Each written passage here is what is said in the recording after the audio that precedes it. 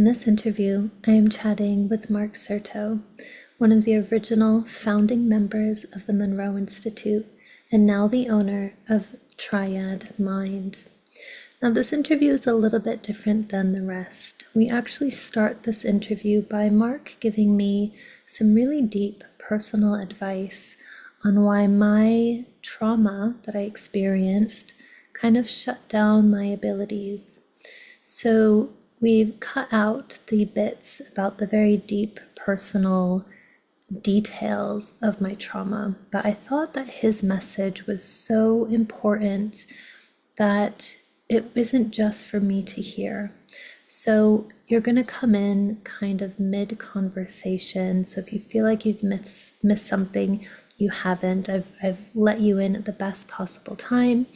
And he's just going to kind of explain to me what happens when we experience trauma and what that does to our psychic abilities.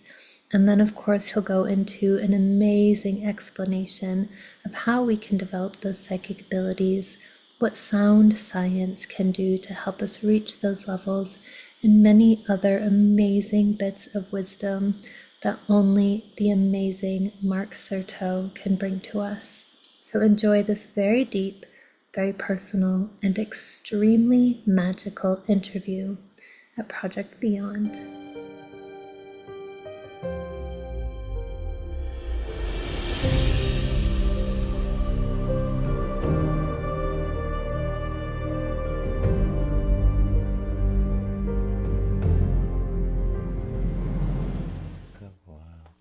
Hello there, Hi, Emma. Mark. How are you? I'm doing great. How are you doing? Very well, thank you. I have been just writing and writing and writing, and I only want to look at you, so I'm going to make an adjustment here if you don't mind. Yeah, it's all right. There you go. Hi. Hi. Oh, thank you so much for doing this today. I appreciate it. I appreciate you asking me to come join you. I saw the posts that you made. I didn't even realize you had stopped doing podcasts. So when I heard that you had said yes to me after you had stopped, I felt so much more deeply honored than I had already felt. So amazing. And thank you so much for giving me the opportunity. The honor's mine. It's a conversation I really enjoy having. I have it all the time. I write about it. I spend a lot of time doing this. So to have Right. it with curious souls such as yourself is an honor for me. So thank you. Thank you. Thank you so much. The trauma that you shared is, it's deep trauma. And deep trauma has a vibrational effect on the physical body and consciousness at large. You start to absorb some of those opinions from other people about who you are and what you bring into the world and what your connection to spirit is. And even if you don't believe it, a part of you does. Right. So that dynamic can obviously shut things down. Hmm. Then you have the trauma of what I'll call real world living. You know, Right. all the things that you've experienced in your family life. Those things would, they dampen the spirit. Of course. And we're talking about a vibrational nature. I'm not just talking about from a spiritual perspective, Hmm. but literally the way that we vibrate and the way we conduct our consciousness or our energy and Right. interact with the field, interact with each other, interact with divinity. All these things have a tendency to shift Mm. our, in object relations therapy, they talk about it in such ways, where Right. there's a subject and object split and there's a relationship. And that relationship is primarily vibrational.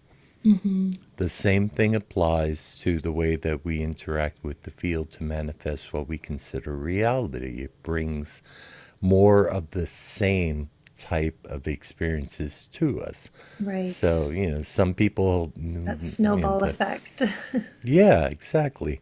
Yeah. And the trick there is to change the vibrational relationship that you Hmm. have, not only to self, but to the field, to those you interact with. And that's what expanded states or transformative experiences within expanded states can do. Yeah. The dream world is a function of, I can't call it active imagination, because unless you're doing a lucid dream, you're not actively participating as master Hmm. of that reality. You don't have agency and authority in the same way. Right. But it is a reality nonetheless. Mm. It has physical effects, it has psychospiritual effects, and these Yeah. are long standing effects. So the Hmm. question then becomes, how do you reactivate your inherent talent, right? And your inherent talent, from what you told me, was a natural occurrence, like so many other young people coming into the world, Hmm. which got shut off by a trauma, Right. which had to do with the belief structure that came from the outside in. Hmm. You may not want to believe or consciously believe any of those things are true about you, right? But there's a part of you that does. And Hmm. that's the part that you want to address. The Right. problem with that is that cannot be addressed through conscious logic. There's no affirmation that you can say, like, I'm good enough, I'm smart enough, and doggone it, people like me. No. There's a Nope. part of you that really feels disconnected, and your Yep. daily reality reinforces that. Yep. My advice: begin a meditation slash lucid dreaming Practice. practice. Yeah. Right. If. Specifically, both. Okay. Meditation will bring you into the hypnagogic state. Right. Lucid dreaming will allow you to resolve the complexes that are keeping you from your inherent sense of divinity. Mm. And when you If. become active in that state, you're Right. now a master of that reality. It'll shift your ability to be a master of this reality. Right. I had. It's been a long time since I've had a lucid dream as well, and I've been listening to the Expand app. I'm trying to do it every night. But I was listening to it. When was this? A couple months ago now, I think. And well, kind of rewind even a little bit further than that. Have been being woken up by three knocks, and it was like every single night for weeks. And I'm just Mm-hmm. like, what? And it's so real, so loud. I jump out of bed, I run to the doors. Nobody's at the doors. I'm just like, what's going on? I've had this happen in the past. I'm kind of like it's a ghost or whatever, but it just kept happening, kept happening, kept happening. So finally, I'm like, okay, I need to talk with my guides or somebody to tell me who's knocking, what's knocking. And so I was doing the Hemi-Sync stuff in the Expand app, and I was in this like sleep state, but I was conscious of it. And Mm-hmm. this woman's arm, I didn't see her body or her face, but she comes down, she grabs my forearm and she goes, "Are you ready?" I'm like, "Yep." And she just like pulled me out of my body. Right.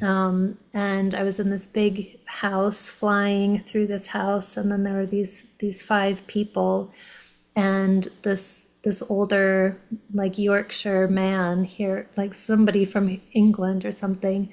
But I went to him and I'm like, I really need your help. I need you to tell me like what's this knocking. Mm-hmm. And he's like, okay, I'll look into it. I'll look into it for you. I'm like, great, thanks.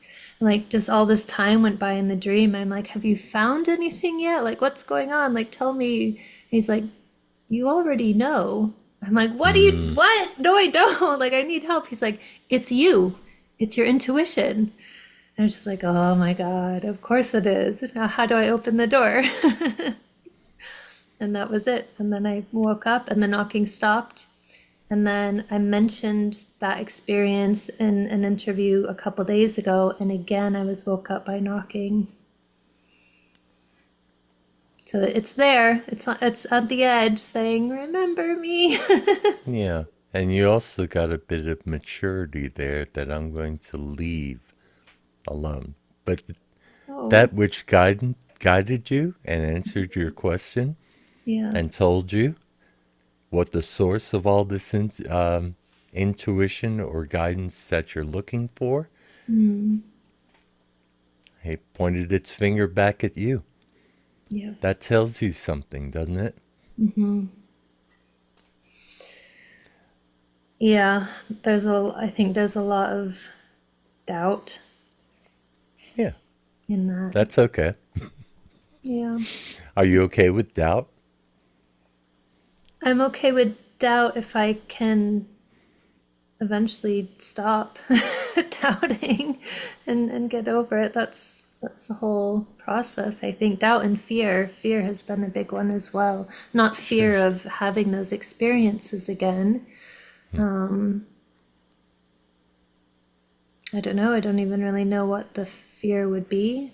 Maybe fear that I'll try and fail. I don't know. Or that you'll be more powerful than you ever imagined and have to be more responsible for the things that you do imagine. Hmm. Or that people look at you really funny and, shut you down and call you whatever. I get that Or, already.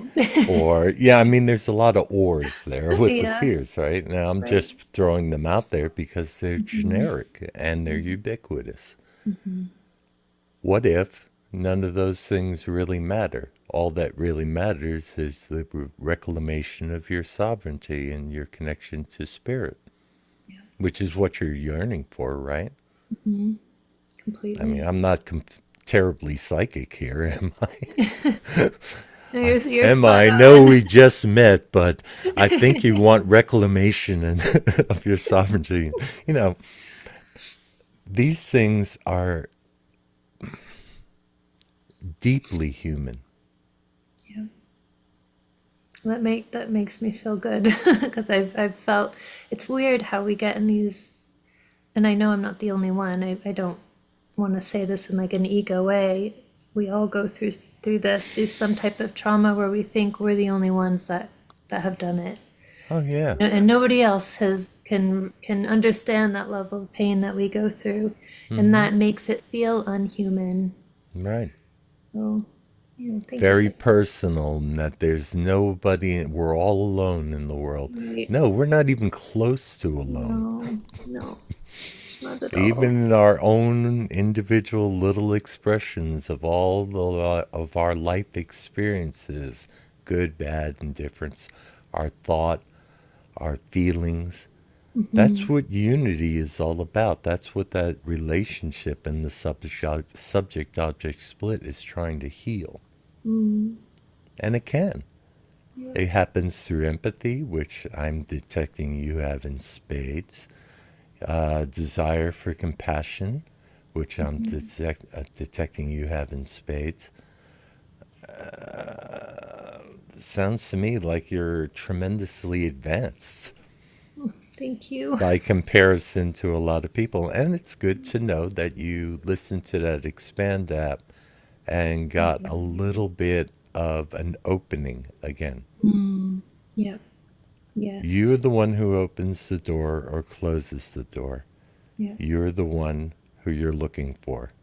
Hmm. You're the light at the end of the tunnel. When you realize that, boom, let that light shine. Other people will see it, understand it, or maybe not understand it, but resonate with it. Right. You're gonna make me cry. I wasn't Oh, good. expecting this. All right, interview's over. Thank you very No, much. no. This is all of No, the truths that I needed to hear. Emma, I've been involved in this for over 40 years. I Hmm. have seen and heard, I've seen everything, I've heard every story. They're all the same. And it's not a bad thing. It's just expressed individually through perceived yearnings that we think are unique to us, and they're not. Right. They're Yeah. just not. Yep. that, Christians like to talk about this as in terms of the God-shaped hole in your heart, or Mm. Wiccans tend to talk about it with the connection to mammon and all of life, and the Buddhists like to talk about it as the individual ego being an illusory thing which keeps us in the separateness. Kabbalists like to talk about it as the duality and polarities of Yeah. existence which need each other in order for any experience to occur. But in Mm-hmm. truth, everything's a singularity. Yep. People who explore altered states, sometimes they do it for entertainment purposes. You know, Mm-hmm. people want to. I can't tell you how many people come to me. I want an out of body experience. Okay, go have one. Right. It's not hard. It's just another experience. Well, doesn't it lead to enlightenment? Sure, it can. It can also lead to disillusionment or illusory, ideas about the nature of reality. Depends Right. on how you integrate it. Yep. But one thing I do know for certain, consciousness is energy. Mm. Yep. Consciousness directs energy because it's kind of like, I don't know, a capacitor or an amplifier, to speak in electronics terms, or a tap, Mm. or Right. plumbing, where you direct the flow of energy and substance in a specific way. That's what we're doing here if we're doing it with wisdom. Right. We're evolving into who we are. Yep.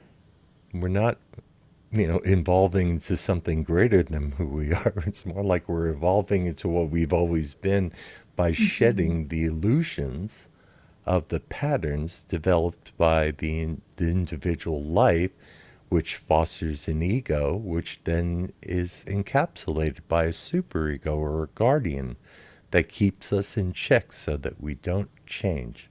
Right. That is the biggest illusion. Yep. How do you shed that ego? I tend to think of ego as being a necessary function for Mm. experience. I can't have a conversation with an Emma if there is no Emma, you Right. know, right? Right. There has to be a, a dichotomy, a polarity. So I can have an experience of Emma. I can even have the same experience of myself if I realize the many aspects of myself. The key Mm. is to then unify it. So I don't want to shed my ego.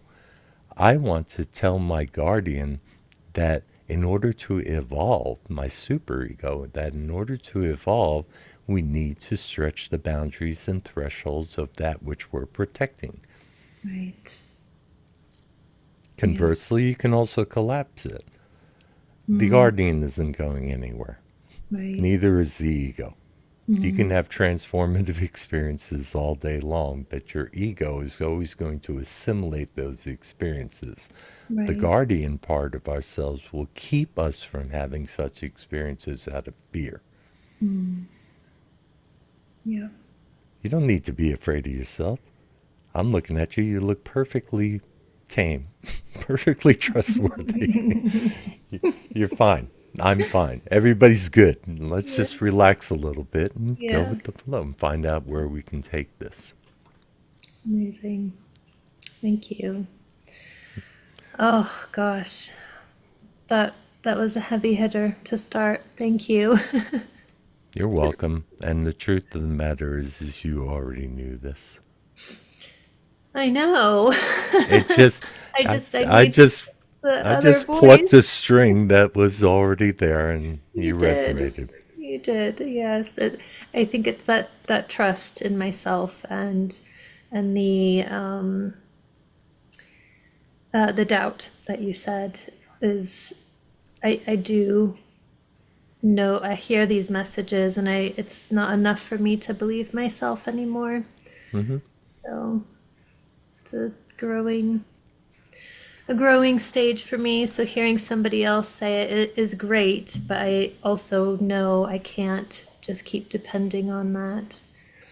I need to start trusting in myself again And I imagine through trust, um, I'll heal trauma, right? What do you mean by healed? Like, I mean, I think a big part of my experiences were, I mean, just years and years and years of you're not safe, you're not good enough, you're this, you're that, you're blah blah blah blah blah blah blah blah blah. Whereas if I start to trust in my actual truth, not the truth that was my past, Right.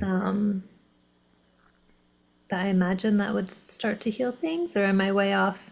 No, I don't think you're way off. I just needed to know what your picture of healing was. Yeah, I don't even know. Yeah, I'm I trying mean, you get a trying cut on your everything. skin, if it's a Yeah. deep enough cut, it'll bleed. It'll take some time to heal, and we call healing a scar. Yep. Um, Yeah. these scars exist. The question is, do they still have pain? Do they inform our thinking about ourselves? Mm-hmm. If you have a scar on your forehead, like Harry Potter, it could be cool. If you have a scar on your, right cheek that's all jagged and nasty, you might not think it's so cool. Right. I don't know what people think. I Yeah. just know that scars are there. Mm. So, from my perspective, we don't want to exile any part of ourselves or our lives experience. We want to integrate it and make it into part of the story of our evolution.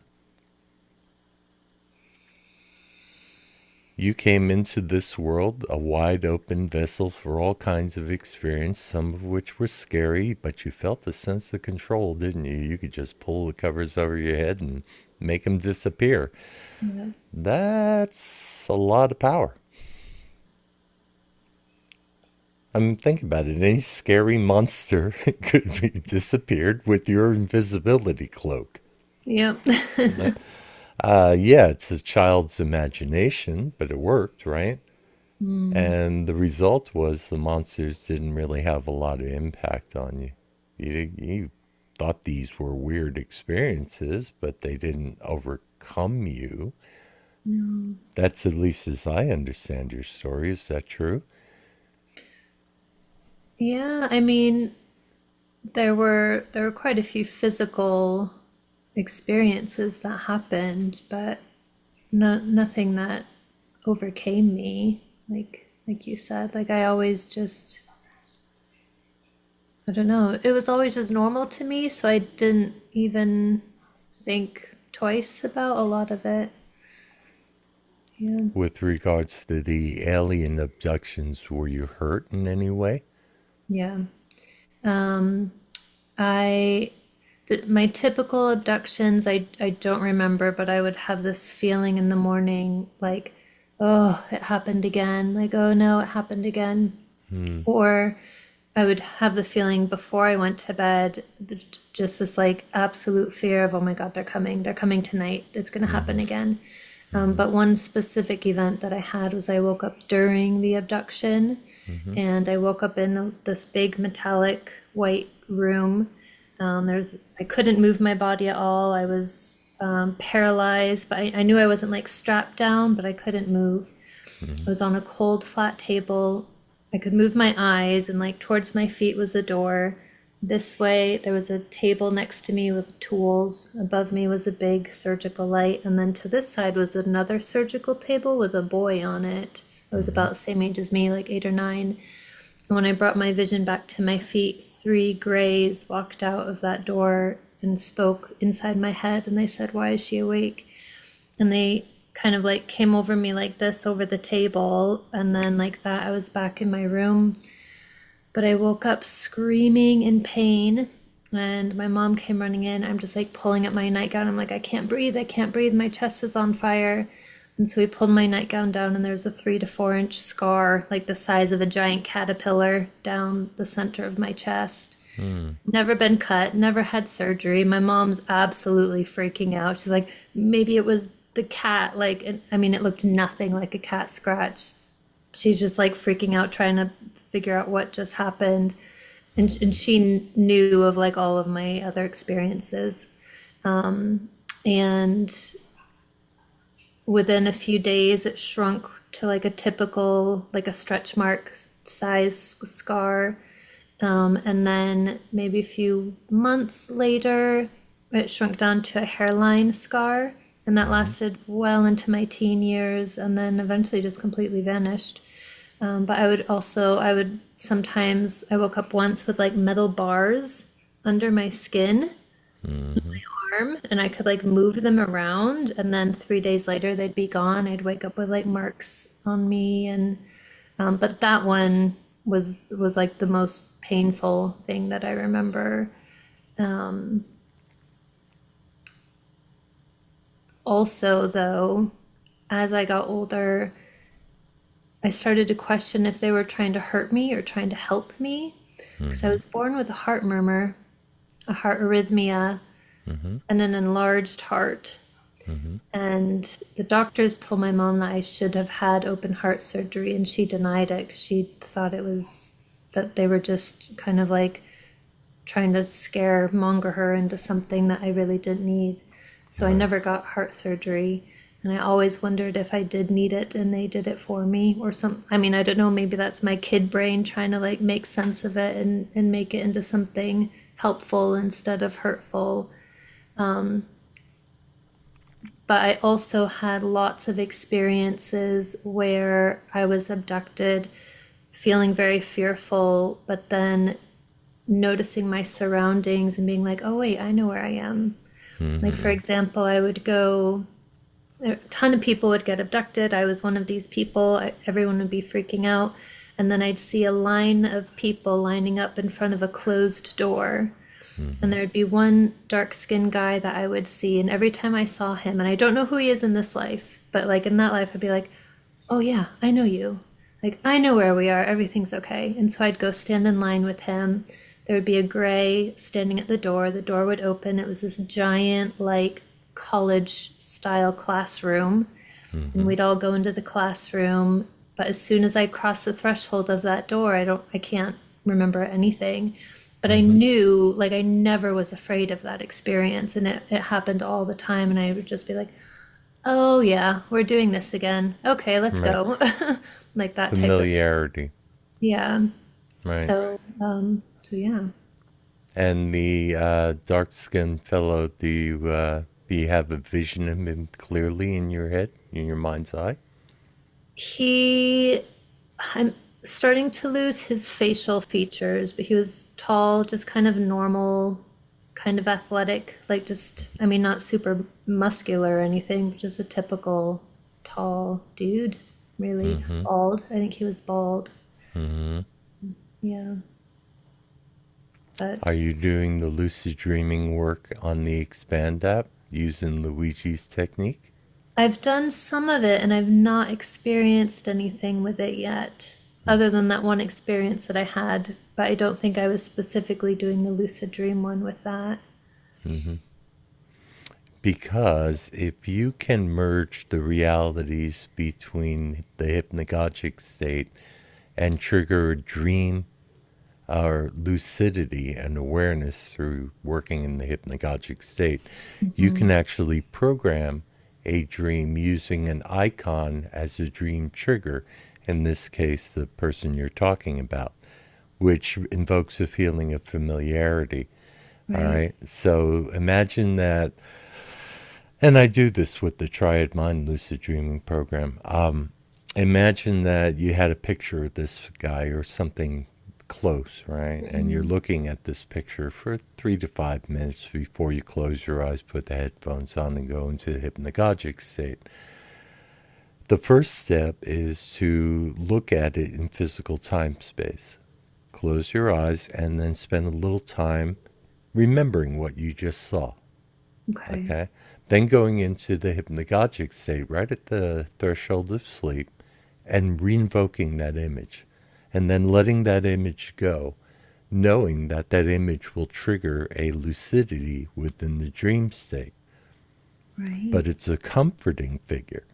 So you bring your questions, and the first goal, of course, is to just allow that trigger to awaken you in a dream reality. And being that it has a fundamentally good feeling or neutral feeling, like, Right. oh, yeah, it's just that guy again, it tells me we're going through Right. that door, Yeah. right? That door being representative of a threshold. And Mm-hmm. you have no memory of anything beyond the threshold, is what I heard. Is that Right. correct? Yep. All right. Let that icon follow that fellow into the door and focus on him. Then Okay. become aware, if you can become aware in the dream state. Step Right. one is to become aware in the dream state. Yep. Then you become master of that reality. Then Mm-hmm. you walk through that door into that great unknown where anything is possible. Yep. If you have a question, try to limit them to one or two, and you'll Mm. probably get very similar answers to the ones you got just the other day. Oh man. Think of consciousness, the greater and the personal, as being like a recursive process. Mm. It folds in on itself. I'm getting Your experience. goosebumps. Well, come join us for the lucid dreaming classes when we have them. Yeah. After we're through, I'm going to have a meeting with my whip person. I have your email. I'll Yeah. set you Awesome. up with a Triad Mind lucid dreaming account. We meet Please. once Yeah. a month to discuss techniques that can be used not only Okay. to trigger lucidity, but also what to do when you're in the dream state. Right. Because people are finding out more and more, and I've always believed this.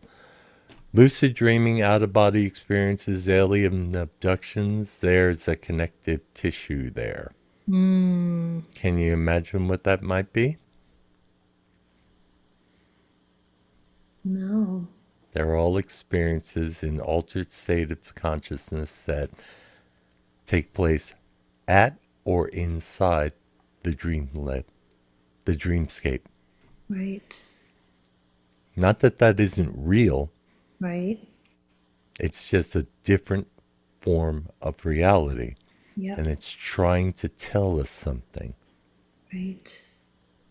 Is it common then for people who are having these expanded awareness states to also have alien Oh, yeah. experience? Oh, yes. I saw gray aliens for, I don't know, maybe the first couple of years of my working with Hemi-Sync. They would What? constantly show up in my visions. Constantly. Oh my gosh. I As had no positive memories things of or curious things right? Okay. paying attention to me. And one Yep. day I had the wisdom to ask it, what are you guys doing here? What are you for? Right. And they gave me some obscure answer, like they were afraid I would find something out. And that told me this little story that Mm, I concocted because it was such a diffuse answer. We right. tend to look for patterns as human beings. So Okay. my pattern recognition went into, well, what do they mean by that? And I started Right. looking for that and digging down the rabbit hole, right? Yep. I wasn't looking outside for information, though. I kept going within and Mm, treating all of these experiences as being reflections of my personal consciousness, my desire to overcome my limitations around my personal consciousness, my desire to focus my awareness in such a way that once I did overcome those limitations, that the energy of my personal consciousness would then interact with the larger field of consciousness in a different way. mhm. You cannot master reality, though, on an external subjective level or objective level until you do it on an internal subjective level. Right. That's why lucid dreaming is so powerful. I'm not saying that your experiences are all representations or symbolic of something Mhm. personal. I'm quite the opposite. Most people that I know that have out of body experiences have some kind of interactions with gray aliens. It's a modern day Wow. way of thinking of a different type of consciousness system. And Right. in many cases, it reflects fear. And in many Mm. cases, those experiences of being paralyzed in an operating theater Right. are the cross between the sleep paralysis that occurs naturally when we're Mm. dreaming. So Right. you've got all this fast wave brainwave activity going on, and the body's flooded with hormones that are designed to keep us from acting out our dreams. Right. Why would the body act out dreams? Because the body understands that reality as a reality. No Right. different from if, an attacker's coming at you in, physical reality. You're going Mm. to react. Yeah. It's natural. Right. Master one reality, and it has an effect on your level of mastery on a different reality. Mm. Yeah. But I approach all of this work as psycho-spiritual. Okay. I see the word psyche and Mm-hmm. soul as, having a spiritual meaning and a psychological meaning. Right. Psychological means as being personal, part of the personality, part of the subconscious, and Mm-hmm. soul having a direct interaction with a greater consciousness, a overarching consciousness, a super consciousness. Mm-hmm. Gray aliens tend to be very part of a collective hive-like mindset. Right.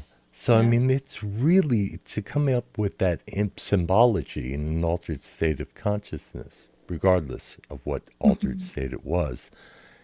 It's telling us a lot about a lot of things if we dig into the depth of what those symbols mean rather than going with the story.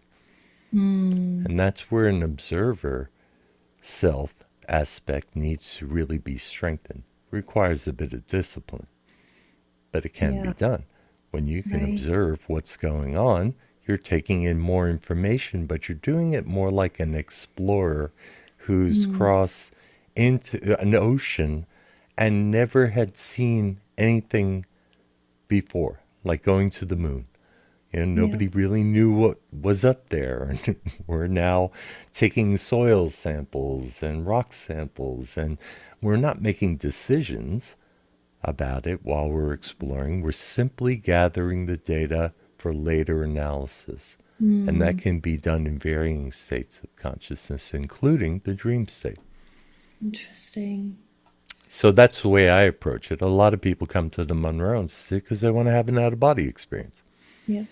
Other people come to the Triad Mind saying, I've never been able to have an out of body experience, begin doing lucid dreaming, and voila, have an out of Mm-hmm. body experience. Right. Or And some other I'll be there in September. transformative experience. Right. I'll be there in September. I So hope you enjoy yourself. It's a wonderful environment. yeah, it's going to be amazing.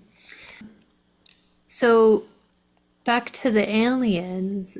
I I want to tell you about this other out of body experience that I had. I've had several like this. Um, I don't remember how old I was when this happened, maybe early teens, maybe. And I would very frequently, like when I'd have a out of body experience, it was very rarely like in my room watching myself on the bed or like in the house or in anywhere that I would have even recognized. I was Right. way gone. Other planets, other dimensions, other realms. Mm-hmm. And this one time I was at this building that I could only assume was some type of like university. That was Mm-hmm. the feel that it had for it. And it was a square building, but in the center was an open area. So it was like grass and in the sky, and it was sunny, and there was benches. And I was sitting on one of the benches with this old man, like human. He had like a long gray white beard and kind of long gray hair as well. And it was, we were the only humans in this place. And there were all of these other beings walking around, beautiful beings. and some of them had like blue skin. There was like this river. Oh, not quite a river, it was quite small, maybe like the size of a road. And it was kind of winding through the green area, but this like purplish blue, beautiful being like walked out of it as if the water was some form of road or like pathway. And he was clearly some type of water being, but like if you've seen Lord of the Rings and how the elves have like the intricate silver, just gourd, like that was him. Mm-hmm. Just beautiful, and just all of these interesting beings all around us. But they were just all like, didn't care that everyone was so different and from a totally different planet or realm. There were grays, there were the water being, there were tall white. That's what I've called them, tall whites. I think some people call them like Pleiadians, and just all sorts of different beings. And it was amazing. And I have no Mm-hmm. idea what I was talking about with that man. I wish I, Really? yep. But it was beautiful. And I just remember sitting there feeling so relaxed, Mm-hmm. feeling in awe at just how beautiful all of these other beings were, and just how amazed, like everyone was just so chill and peaceful around each other, even though everyone was a different race. It was really interesting. Is that the way you treat people and life here on planet Earth? I would say so, yeah. Yeah, right. How Yeah. wonderful. So it wasn't even really a transformative experience so much as a reflection of your inner self. I've never thought of it like that. But yeah, absolutely. How wonderful. Yeah. Some Oh, people struggle with, that kind of mindset. They yearn for it. They really want to feel a sense of unity and harmony with all the differences and the polarities that are going on the planet, but it goes against their nature. It goes against right. their training. It goes against their beliefs. It goes against whatever it goes against. Yeah. That aspect of self is held together by this superego or guardian. And Mm, it's hard to break through that shell. You got to cross the threshold in order yeah. to do that. You don't have to do that. So you can just relax into that way of being, not only in your altered state experiences, but in your Mm, daily life. right. How fantastic. If everybody did that, the world would be a very different place. Mm, yeah. How do Oh, we make that happen? yeah. Please. Oh gosh. I mean, the world needs it right now. Interesting about the old man. I mean, you being a young woman, that's like a very big distinction, right? Yeah. You got old man, young woman. Okay, so if we're going to contrast, that's a good one. Right. You're having a conversation. Yep. Was he doing most of the talking? I think so. I think so. From what I can remember, I don't remember a single word that was said. And Mm-hmm. I don't know if I was just sitting listening to him like he was like your typical wise old man kind of thing, or I just Or I don't remember. typical I just remember rambling old man, there. It could have been. right? Just It rambling on felt about the weather. it might have it felt very sacred. Uh-huh. It felt like he had something important to say. But also like a grandfatherly, and he wasn't anybody that I recognize at all, He from was my a wizard. family. Yeah. He was like Huh. just very grandfatherly energy, like Mm-hmm. loving and kind and super gentle, and yeah. Mm-hmm. Don't Full of remember. wisdom. Yep. Philemon. Do you know Philemon? that? Do you know that word or the name? Look it No. up. How do you Write it spell down. it? Philемon.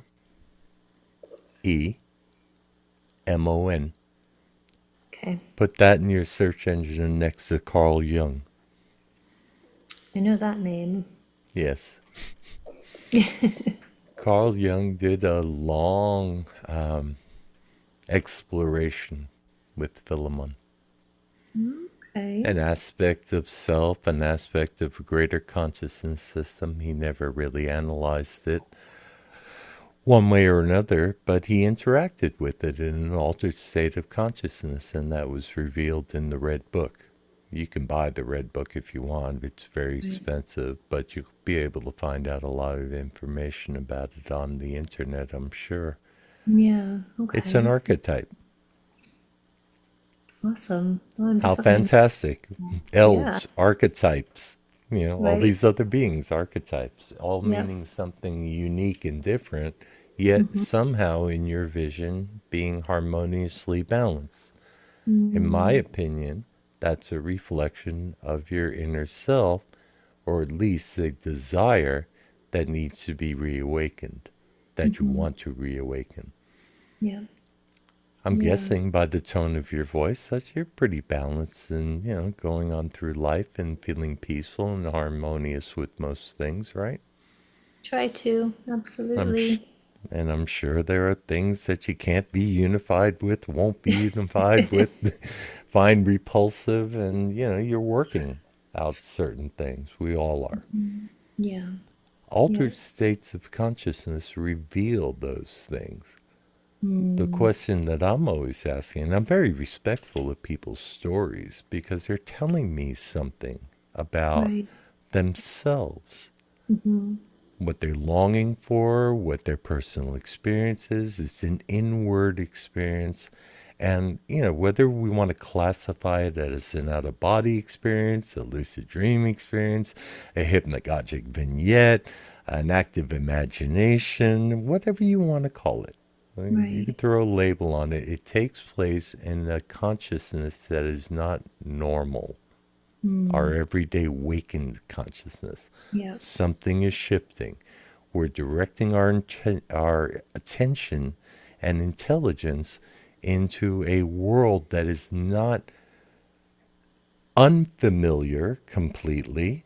If you look, you'll see lots of representations. Like, I'm sure that most of the beings in your vision here were bipeds, right? Yep. Yeah. Yep. Why do you think that might be?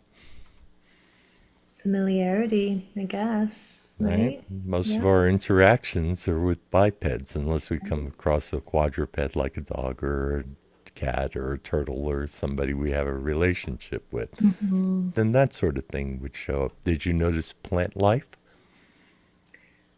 Just the grass.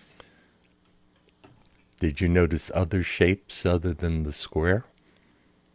Um, this like triangle thing, like one of those sun shields, like that you Mm-hmm. see at parks, like the triangle sun shield. One of those, but it was like metal. Mm-hmm. But that's what it reminded me of, is one of those like park triangle sun shields. The way I approach this work is all of that is representation and has information. If it's present, it's information. Just like, I don't know, Mm-hmm. watching the news channel. You're Right. soaking in all these things, scrolling ticker tapes, talking heads, showing Mm-hmm. images, some of which you can focus on, others which you can't quite focus on. Some of it just bypasses and goes straight into your subconscious. That's Mm-hmm. the information that I think, in many ways, is being regurgitated Right. in altered states. Yep. When you get beyond the personal subconscious content and heal it, to use those words, I prefer integration, where at least Mm. you're like, oh, I get it now. Yep. I see how that applies one to the other. Synchronicity, like Mm-hmm. three knocks. You ever heard of Jung's story about the beetle when he first uncovered synchronicity? No, I've not heard the Beatles story. No. Well, I'm not talking about the Fab Four now. I'm talking about an actual scarab. There was a patient that he was working with, a young woman who comes. She was resolving some complexes or another and doing it through dream analysis. And she kept on having these dreams because she was keeping a journal. of a scarab beetle. And as she's telling this story, I guess not for the first time, the doctor's kind of listening, and there's that beetle again. He heard tapping on his window, and he looked out the window of his office, and there was a beetle on the window pane, kind of just tapping. And he showed it to his patient. He said, "There's your scarab." And the dreams changed. That interaction between dream reality and physical reality, he dubbed synchronicity, acausal principles that have meaning to us, meaningful coincidences. You Mm-hmm. know, things are interactive, interconnected, interrelated. Those interrelations have a lot to do with reality substrates. Yeah. One being very personal, delved into the subconscious, also superconscious with our yearnings for connectivity and unity. And Mm-hmm. all of those things have value and are revealed in altered states. Our job is not only to explore those things, like genuine explorers who are taking notes. Hey, look, there's a triangle over here. There's, oh, Right. look, there's an elven creature coming out of the water. Mm-hmm. Excuse me, all of those symbols can be interpreted in the academic sense, which are well documented now. Right. Symbolism has been paid attention to. But I think there's more. I think it's all very personal. Like water may be a point of transition, Right. representational, representative of the subconscious. It could also be a medium upon which we travel, Mm-hmm. right? Depending on our ability to float or sink or swim, or, it can Right. have all those meanings too. So just taking the information down, journaling it, and keep asking the questions is far more powerful than coming up with a story immediately about the meaning that it had. Unless, Mm. of course, it's more like a recognition. Like, Right. oh, I get it. You Yeah. know, if you keep working it with that curiosity of an explorer and use that observer aspect of self, like a scientist looking at a microscope or Mm-hmm. into a microscope and saying, what is occurring here? Look at how Right. this, look at how the synthesis works. That's amazing. Or the division of the cells, and Right. just documenting it all rather than jumping right into a story. Mm. When we jump into a story, we adopt it. It becomes a part of our experience. It, Right. it could be an accurate story, or it could be a metaphorical story, or a teaching story, or, I mean, Right. there's so many different ways to do stories. Mm-hmm. One thing I know about human beings, stories and us have a very interesting and long relationship, Yeah. Oh, yeah. right? That's interesting. That has me thinking about an out of body experience that I had when I was 11 that I've very deeply adopted into being my story. I'm curious to hear your thoughts on it now. I was I was 11 when this happened. One of my spirit animals is a giant black wolf. I've seen him all throughout my childhood, most of my life. And so, in this out of body experience, I was standing in this mountain, this beautiful, tall forest mountain, and there was like a footpath in front of me. And it was kind of going over a hill like this. So I was on one side of the hill. The mountain was going up, so it was kind of like this. And on the other side of the path was a man who was coming to me. And in that instant, I knew he was like my soulmate. And I hate those words, but it was that connection I felt person. like it. Hmm. Yeah. And and we started like running towards each other because it like there was this instant, oh my God, like I've not seen you in this lifetime. Where are you kind of thing. And Hmm. as we started running towards each other, a pack of wolves started to run up the mountain to separate us, to not let Hmm. us meet.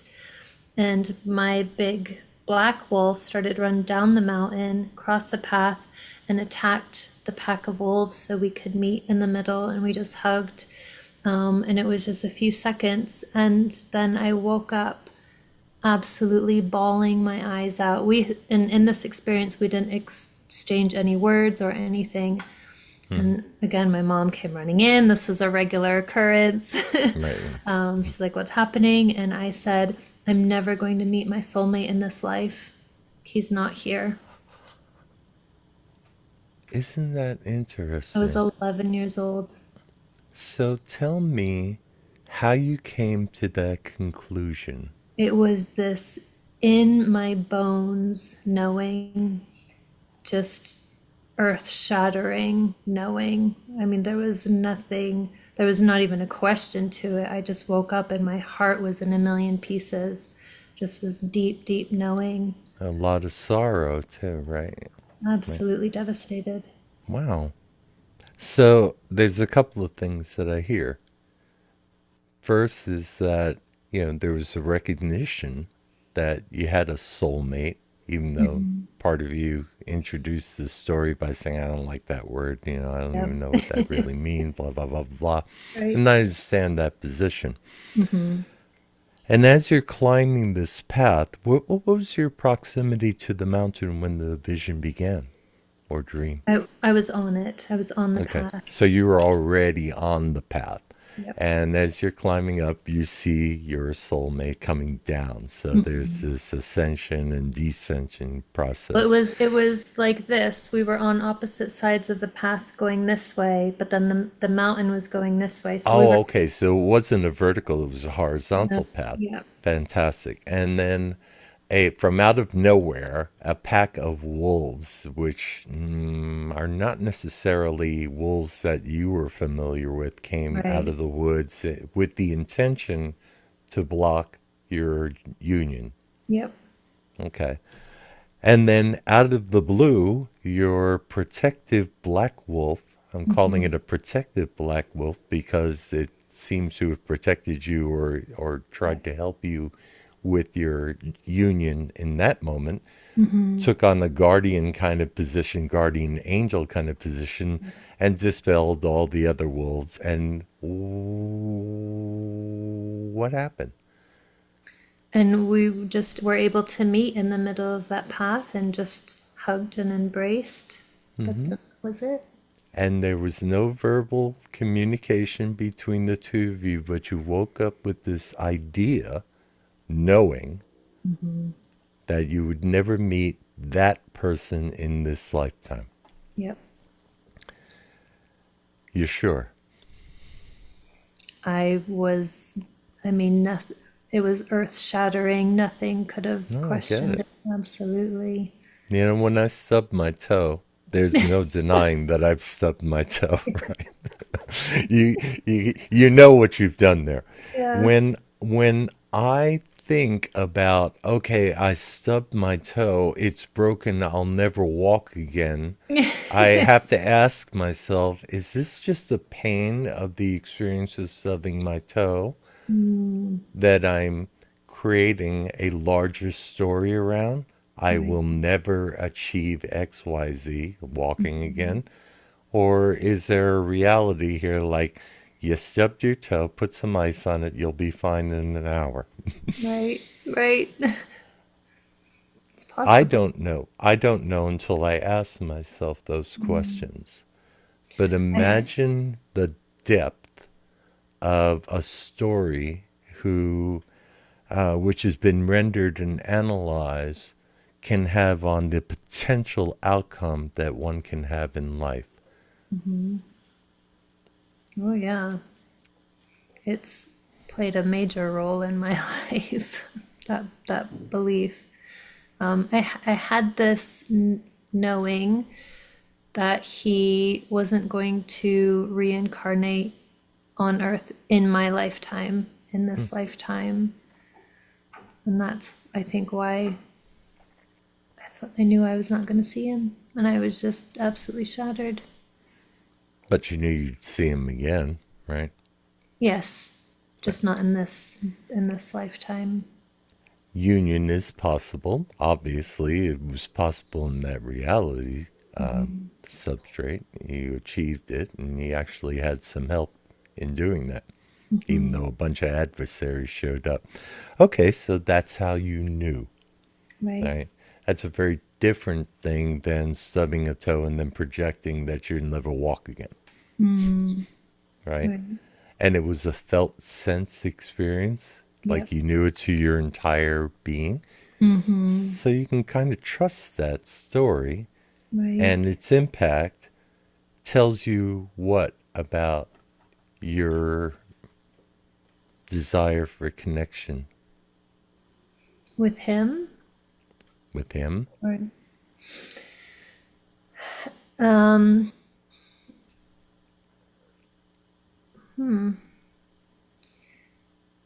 I've always, and I don't know if this is because of that experience that I've had, but always just kind of felt like I couldn't be whole. Like he was that part of me, that missing piece. I don't Hmm. know if that makes any sense or if that's absolutely crazy. Why is that crazy? I don't know. That makes It's perfect sense to me. okay. Good. You're talking a soulmate, Right. a mitzvah, the Yep. that connective tissue between Hmm. you and your polar opposite, who is actually, a Yep. part of you. Yeah. Yep. And there are a whole lot of other things that can branch off in terms of your ability to join with somebody. Like, I'll never find anybody like X, Mm. or I'll never be whole myself, as you just observed. Right. Or I might be feeling somewhat abandoned because, that part of me that, is supposed to be my aid and ally just kind of dropped me off here. And yet at the same time, Hmm. on a different reality, you were joined. Yeah. Yep. So when I run into such things in my experiences, I have to ask, what is the reality here? Mm. And how am I creating in this reality pursuant to things that I've concluded about my experiences in other realities? Many of which happen so fast I don't even notice them Right. because I'm enraptured in the experience of them. Hmm. I've concluded they are absolute, you know? Right. Like when I'm writing, I'm a songwriter, right? So Yeah. when I'm writing a song, it just comes, you know? It just germinates. It takes on a life of its own. I don't know, cooking dinner, eating dinner, whatever, and it's just going. And with every pass, there's something unique. It builds like a snowball. Right. And eventually, I'll pay attention to it. It's running in the background mostly, but eventually I'll pay attention to it. And when I do, it has taken on a life of its own, and now I can physically participate in that by bringing it into this world. I'll pick up an instrument and I'll begin playing the song. Mm. I don't even need to really figure out where my fingers need to go. I know what chords are being played. I know how the melody goes. Yeah. Where I place my attention is in the lyrics. What's the story that's being told here? All I'm hearing is music. I'm hearing a melody line, but there are no words. Words are a different way of communicating, right? Mm. They have a Yeah. lot of power. And we have an internal dialogue, one which we rarely notice, right? Until we Yeah. start doing what? Writing it out, paying Yeah. attention to it. Who's doing the talking here? What story is trying to emerge out of us? All of these things are tenets, disciplines that are done within psychotherapy. I'm not a psychotherapist. I just have been in touch with my subconscious for so many decades. I'm fascinated by that internal dialogue. I'm Right. fascinated by those internal stories because Hmm. every time I draw my attention to it and I give language to it, I'm doing so as an observer instead of being an actor in the play, let alone embodying that and bringing it into my physical life existence. Right. I can then not only I'm directing the play now in a very different way. It's very empowering. Mm. So let's talk about soulmates for a minute. I heard I don't like soulmates. I never met a soulmate I didn't like. No. I mean, how many people have you resonated with the moment you met with them? So many. So many.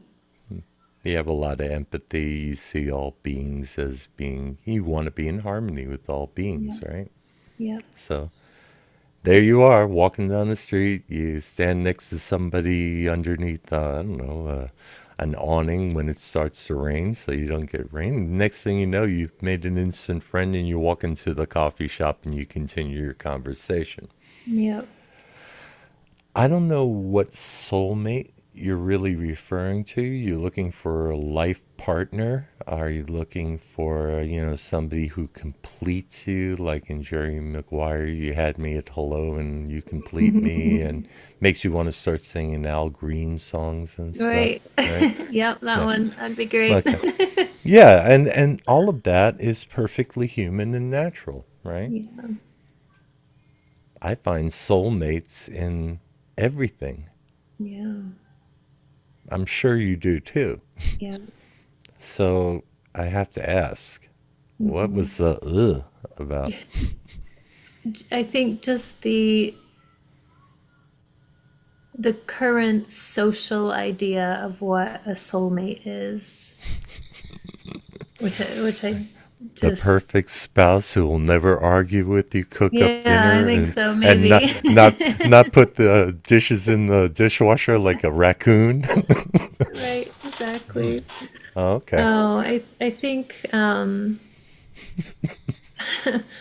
I when like those soulmates too. I just never met.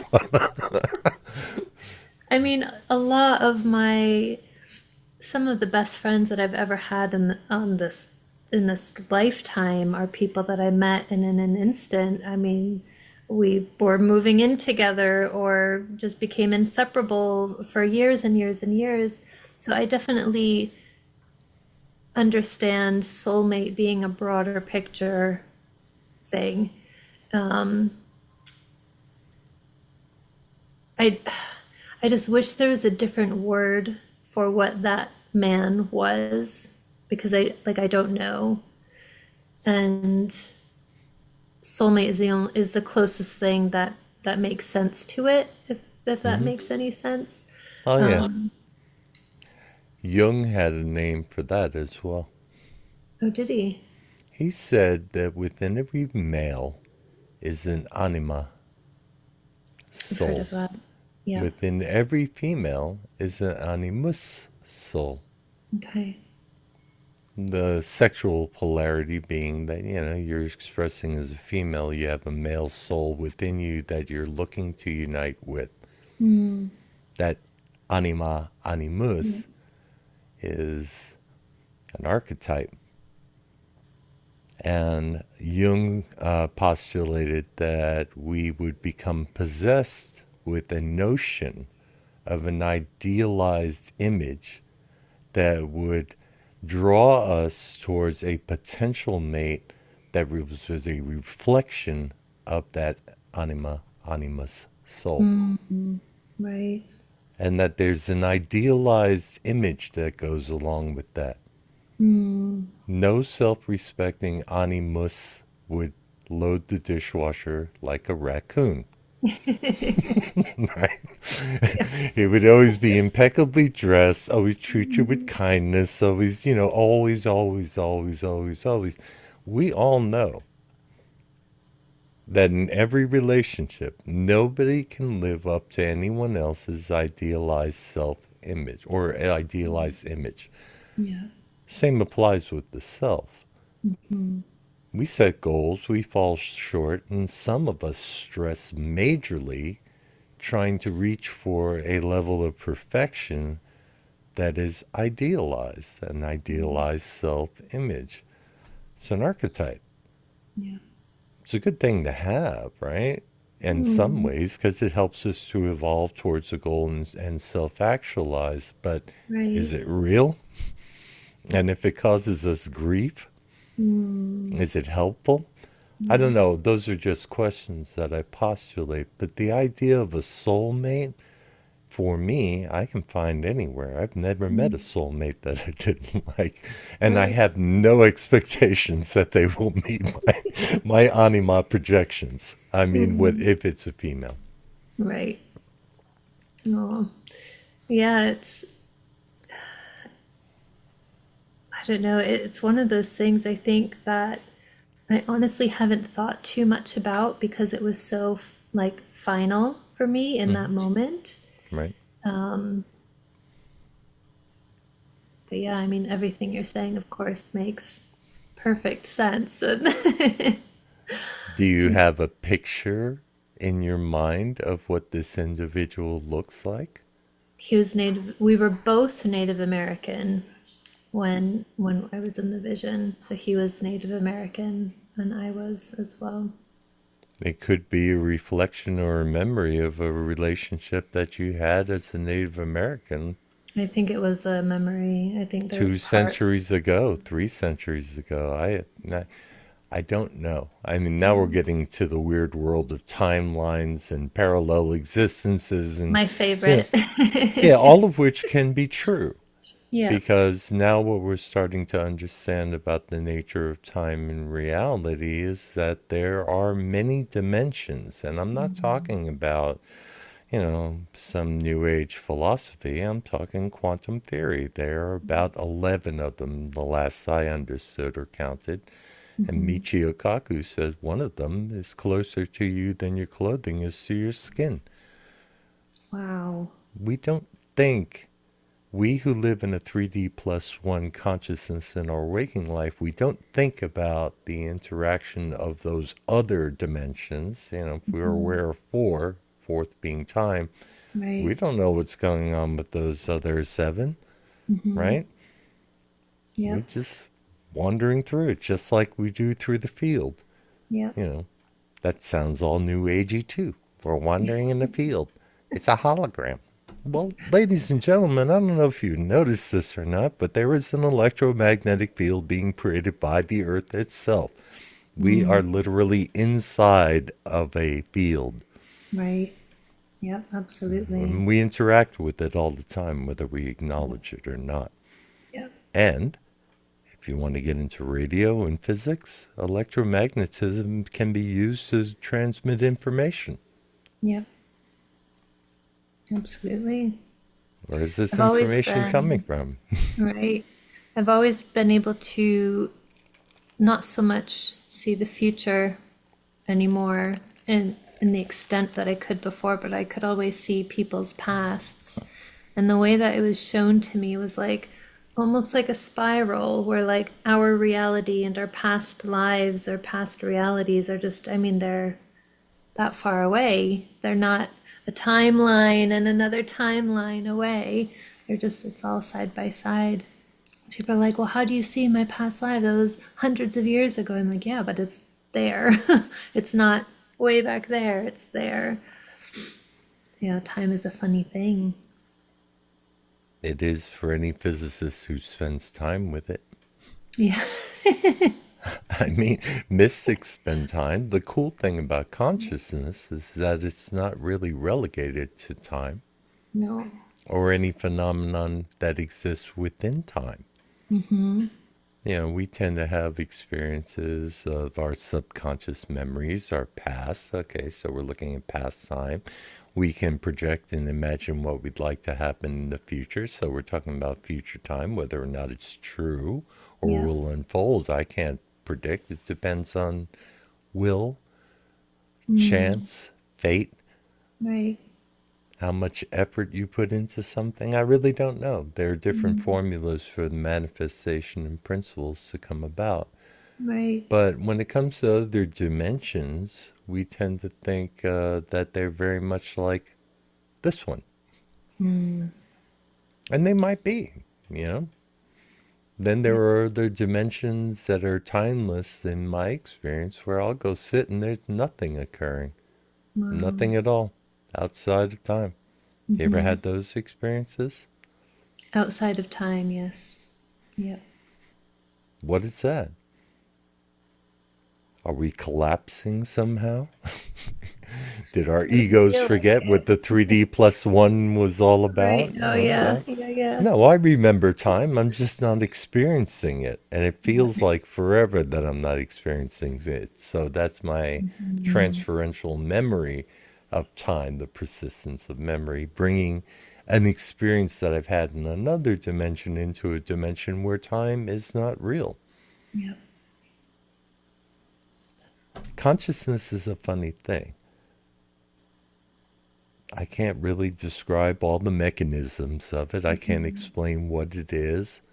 I have a sense of what it is, and I definitely have personal experience of it. We all do. Yep. And when you explore these different stratum of consciousness, what we'll call an altered state of consciousness, Hmm. which is an act of will and a relaxation of attention to the 3D physical world, you're entering into an interior world which is personal until it's no longer personal. It Mm. becomes something very different, Yeah. something that defies explanation, that you can't really relate to. Like, oh, there's those aliens again. I remember those from when I was 11, you know? Right. No, now I'm sitting in a place where time does not exist. Nobody suggested this to me. I'm just here. And I don't know what to do with this because it feels like nothing. People tend Mm. to run from the people call them the void experiences. I'm sure you've heard of them before. It's a place of no time, no space, right? The nothing and what is it? The who calls it the everything and the nothing. We can go with that paradox. Yeah. And you can slip right out of that and into a something at the minute Hmm. you want to. You know, Yeah. so I don't know what that really says. Are we Mm. imagining this? Or are we having an actual experience that defies our understanding? I'm just a Different? curious explorer. You know, I pay attention. Yeah. Yeah. And I bring that level of attention into 3D plus one Yep. life. Brilliant. Well, it's what I do because it's kind of part of my training, but I don't know I if it's know. brilliant. Other greater minds than mine came up with this observance technique. I mean, you've been doing this for a long time. It's pretty amazing as well. It's the stuff that you've done. I'm that old man sitting in the park next to you rambling on. You're missing the beard. Not my style. You think I should go for it? Definitely. Oh, okay. One day, maybe. So I've So, got did we a get to any of your questions here? no. Let me let me start going through. We might have covered a couple of them inadvertently. All right.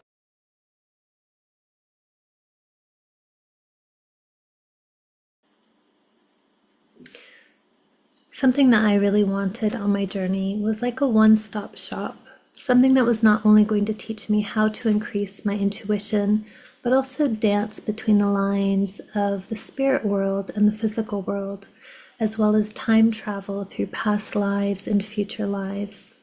So, with over 20 years of studying and research, I decided to put together my own platform that teaches you all of these things and more.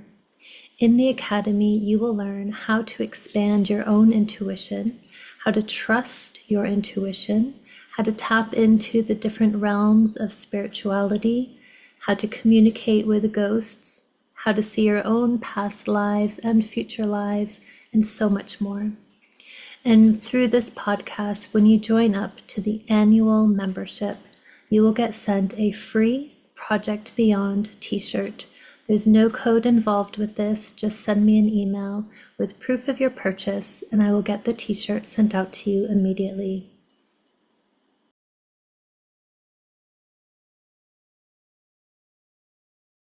Okay. Can you explain how Hemi-Sync works? No.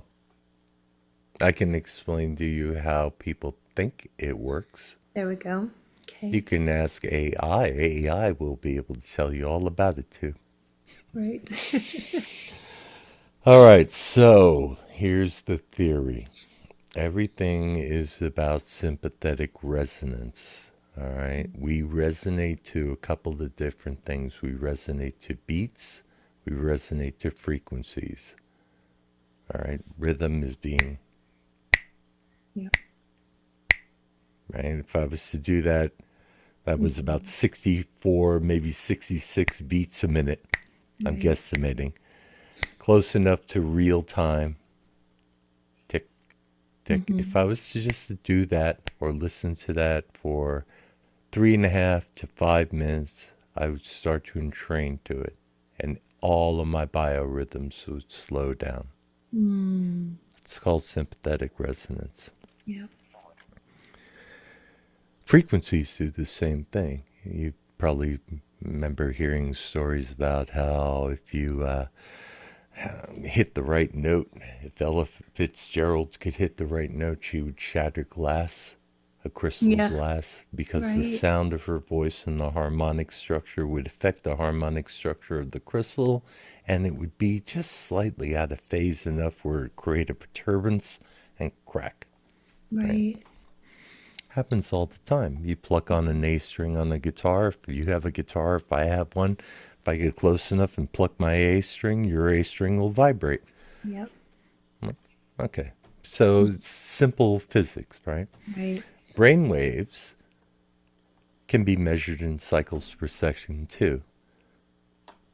It goes from 0.5, meaning you're actually got some activity there, versus flatline. And the highest registrations that we see are in the 40 to 42, 45 hertz range, depending on how quickly your pens or your EEG will scribble out, right? Or your sensor, your measuring devices. So binaural beats are an attempt to do two things. One, to create a rhythm, and a rhythm that will entrain brain waves. Now, one tone is not going to create a rhythm. It's a static sound. No vibration there, no wobbling. But if you take a sine wave, which is a mathematically pure tone, and you tune it to one frequency, let's say it's that A220, and you put it in another ear at A222,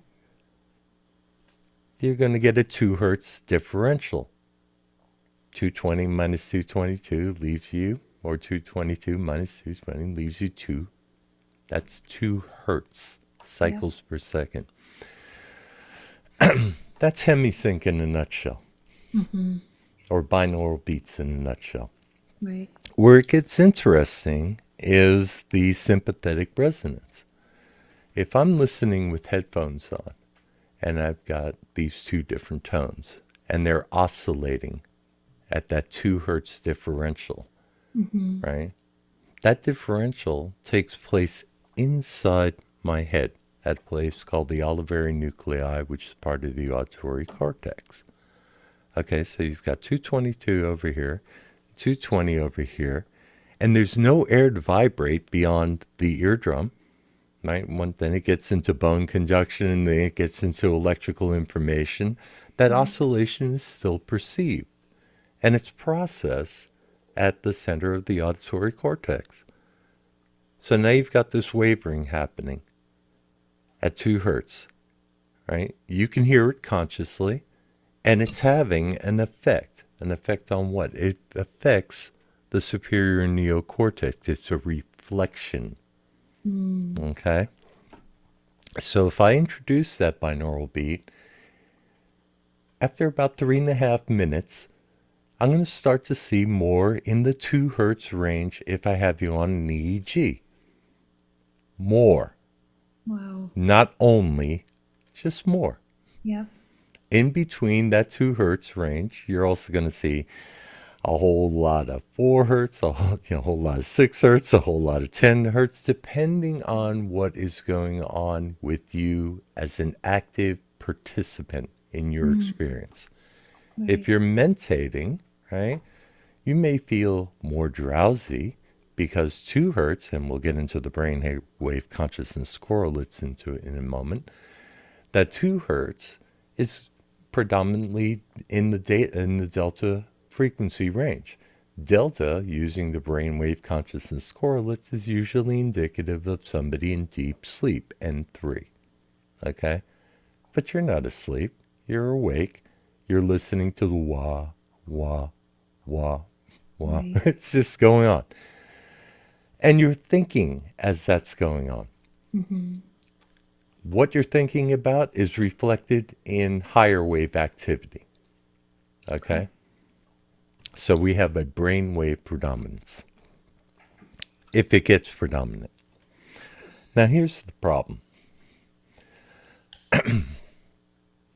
If Hemi-Sync did what everybody thinks it does, the predominant thinking, and we discovered this in the lab in the 90s, it's just, you know, it didn't sound great, to say Oh this. no. Okay? The idea is that, and Bob had this idea because he had archaic equipment.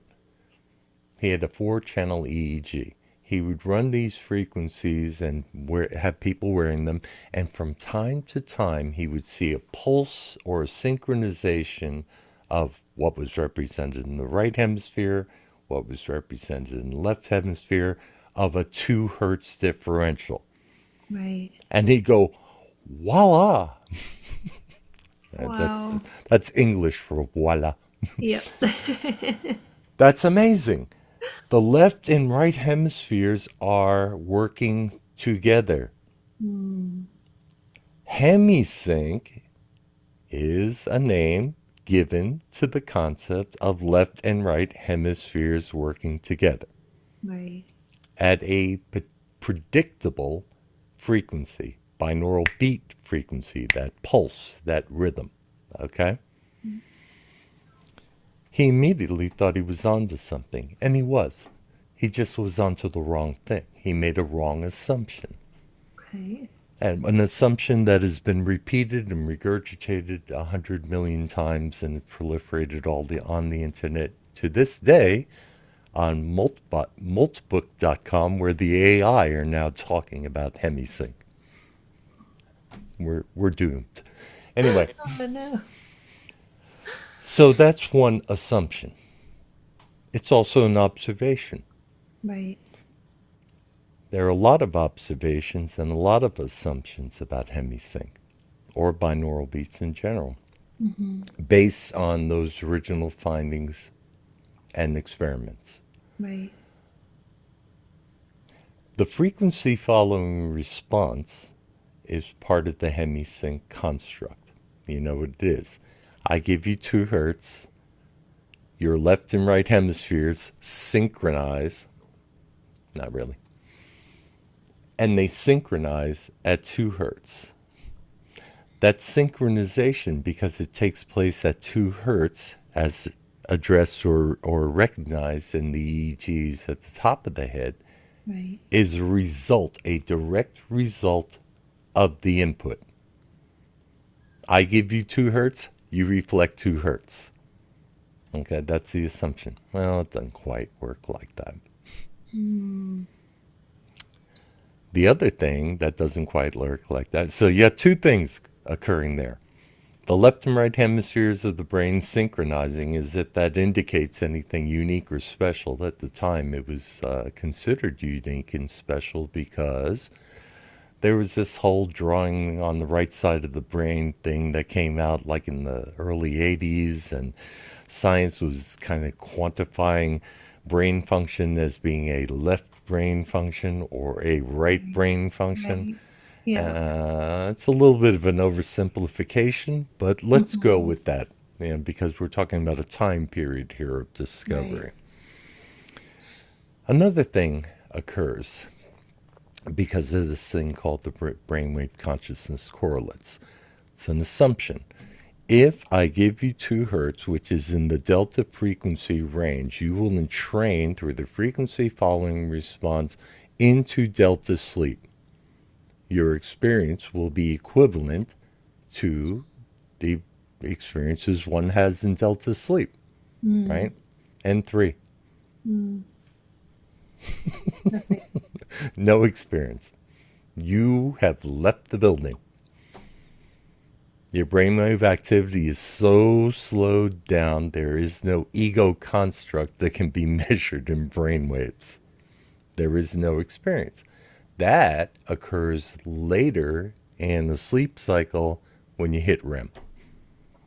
All of a Right. sudden, that deep delta information is still present if you're reading it off the top of the head, and there's a lot of fast wave activity going on here. Mm.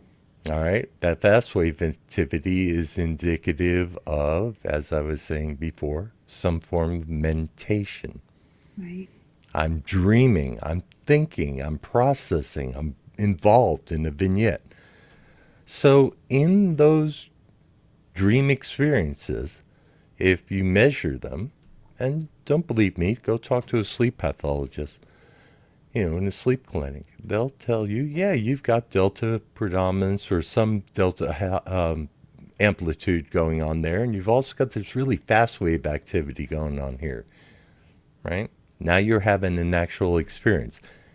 Dreams, REM, brainwave activity can be correlated to an actual experience. Brainwave consciousness correlates, okay? Right.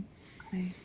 In alpha, people like to talk about daydreamy states. If I ask you to close your eyes and remember the vision that you had of your soulmate and the wolf and all the things you just described to me, and I was measuring your brainwaves at the same time, and you really immerse yourself in that experience, again, through your memory, Mm. and maybe even some fantasy projection, make it into a full length motion picture in your head, there's Mhm. going to be a lot of alpha brainwave. It's a Right. correlated experience. Imagination, light meditation, listening to music.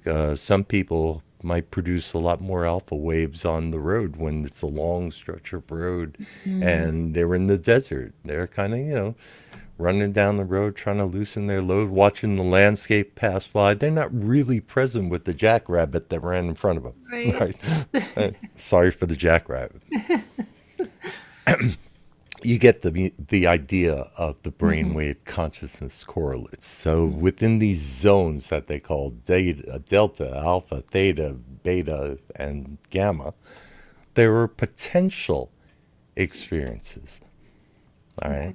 So through the frequency following response, which is induced by Hemi-Sync or binaural beats, if somebody really knows what they're doing, they will be able to predict an experience, an outcome. Right. A skilled person can do that. You're looking at one. Been doing this a long time. Other Mm. people have this skill as well. Yeah. There are other elements that go into that experience, but we'll put a pin in that, okay, in Okay. the production. The left-right brainwave hemispheric synchronization thing. Maybe God gave us 2 halves of a brain for specific function. Maybe not. And when Mm. I say God, we can easily plug in the word evolution there. Nobody really knows. That's a Right. science that's still emerging. And we're only really able to measure what we can measure at the top of the head. We got no idea what's going on deep in that gray matter. We have suspicions and we have theories, and we're still working it. So, big question about Hemi-Sync. Why does it work? How does it work? Well, that frequency following response thing may be one of the ways in which it works. But lo and behold, I like to use that phrase. The Hindus found a different technique through modal tuning, what we call modal tuning in the West, with a harmonic and sympathetic resonance between a first and a fifth, let's say in musical scale, Okay. that is drone. Bagpipes, same thing. 2 notes, 3 notes, harmonic intervals that are related, Okay. and drone. They don't change. They Like just drone. chanting. Oh, sit there long enough, everybody doing that same thing, you're going to go into an altered state of consciousness. Yeah. Do you think your left and right hemispheres are, blending? Maybe, maybe not. We don't know. What we do know is you'll go into an altered state of consciousness. Yeah. Why? Contiguous sound induces altered states. Interesting. Yeah. Add to that, Mm. Yeah. right, a pattern, and Yeah. just a clock that's ticking out 62 beats a minute, same as your heart rhythm. The whole body, the mind, the spirit, all entrained to these things. Mm. All right? Now, that sounds amazing, right? And you'll watch a group of 30 people all sitting there participating in this ritual, and you go, it has to work. Well, no, it doesn't. Some scientists can walk in there and just be taking notes, making observations. Why isn't that person going into an altered state? They're not participating. That's why, right?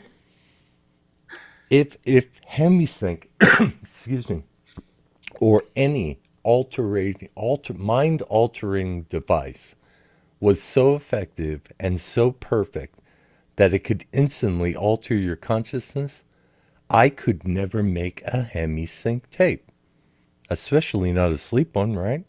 Right. If I'm making a sleep recording and I've got deep delta tones going in there and all this contiguous stuff, Sure. and I'm mixing, I can't mix when I'm asleep, Right. right? And if you hooked up an EEG to my head while I was doing that, you wouldn't see 2 hertz pounding away at my brain saying, sleep, you Right. idiot, sleep. I'm telling Yep. you to sleep. No, I'm making a recording. Shut up. I'm doing Right. stuff here, right? Oh, wow. Yeah. So is it garbage in, garbage out? No.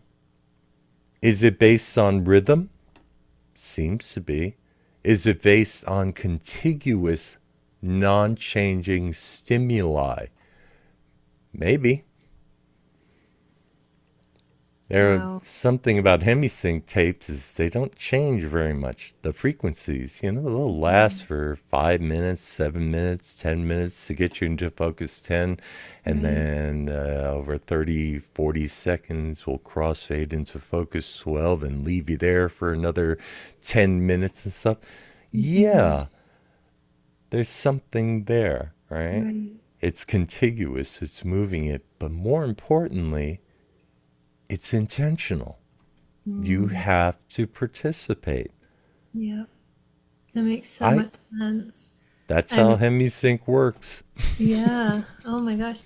I do hypnotherapy and I'm always recording hypnosis sessions or deep meditations. And I've had people ask me before, like, do you put yourself into hypnosis when you're recording? And I was just like, no, of course not. Like, what? But now it makes sense why they would even ask that because, yeah. Wow. Interesting. Because if the concept is sympathetic resonance Yeah. works, then it works. Yep. But if it doesn't work, then it doesn't work. So how does Hemi-Sync work? I don't know. I've been doing it for 40 years, but I can't tell you. It really works, I think, because of a trust level. Mm, I also think intention has a lot to do with it. yeah. I was at a professional division meeting. I used to attend them all. And at the Monroe Institute, there was always a group of individuals who, were doing field studies with Mm-hmm. Hemi-Sync. And one particular recording called Remembrance, it was a musical piece, and it was a very active musical piece, actually. It's staccato, and had a counter melody, and then had all of these frequencies that were designed to aid people who were dealing with ADHD and ADD. The Oh, theory nice. behind it was that people who are suffering from ADD and ADHD are suffering from a brainwave deficiency that their Mm, body is trying to compensate for hormonally. right. So they're pumping out more adrenaline, for instance, because they're not Mm-hmm. getting enough 16 or 24 hertz range waves. And by giving them these frequencies, you could relax the hormonal adrenaline rush, and they would kind of chill out. Yep. And it worked. It was Mm-hmm. amazing. It was great. Great theory, great recording, great production. John Epperson wrote the piece. Barbara Bullard was, I'm shouting out here. All these wonderful people were involved in this project. I made the recording, I made the master. Well, during the professional division, something odd happened. Presenter after presenter came up and started talking about how they were using this recording called Remembrance to do everything from post-hypnotic regressions to sadistic ritual abuse survivors to vigilance tasking. It went on and on. It's like Wow. every one of these presenters were giving their clinical data about how they were using remembrance, and these were the results. And I'm listening to all this because I'm recording and aiding, doing the sound and all. Right. And I'm like, I don't get this. I don't understand this. This makes no sense to me. And then during a Q&A, somebody in the audience said, I have a question, but it's not for you, to the presenter. It's for Mark, because he made this recording. What is it about this recording that enables all these various functions to take place? It was made to solve a problem of ADD, ADHD, Mm-hmm. and you've got hypnotherapists using it to uncover, hidden personality structures based on, sadistic ritual abuse. And I just looked at them and I said, so I have this monkey claw that I got in a witchcraft shop in New Orleans. And when I finish a master, I shake the monkey paw at the master and say, Thy will be done. I have no idea, is the answer. It made no sense. No. Brainwave, consciousness correlates, potential experiences, none of these things make Wow. sense. There's something magical occurring. And that magic is occurring, I think, partially because of the intention, Mm. because of scientific knowledge. I mean, a lot of work goes into making a Hemi-Sync tape. I know that, tapes or recordings are available all over the internet now. You know, listen to this, you'll go out of body. Maybe, maybe not. Who knows? Maybe you will.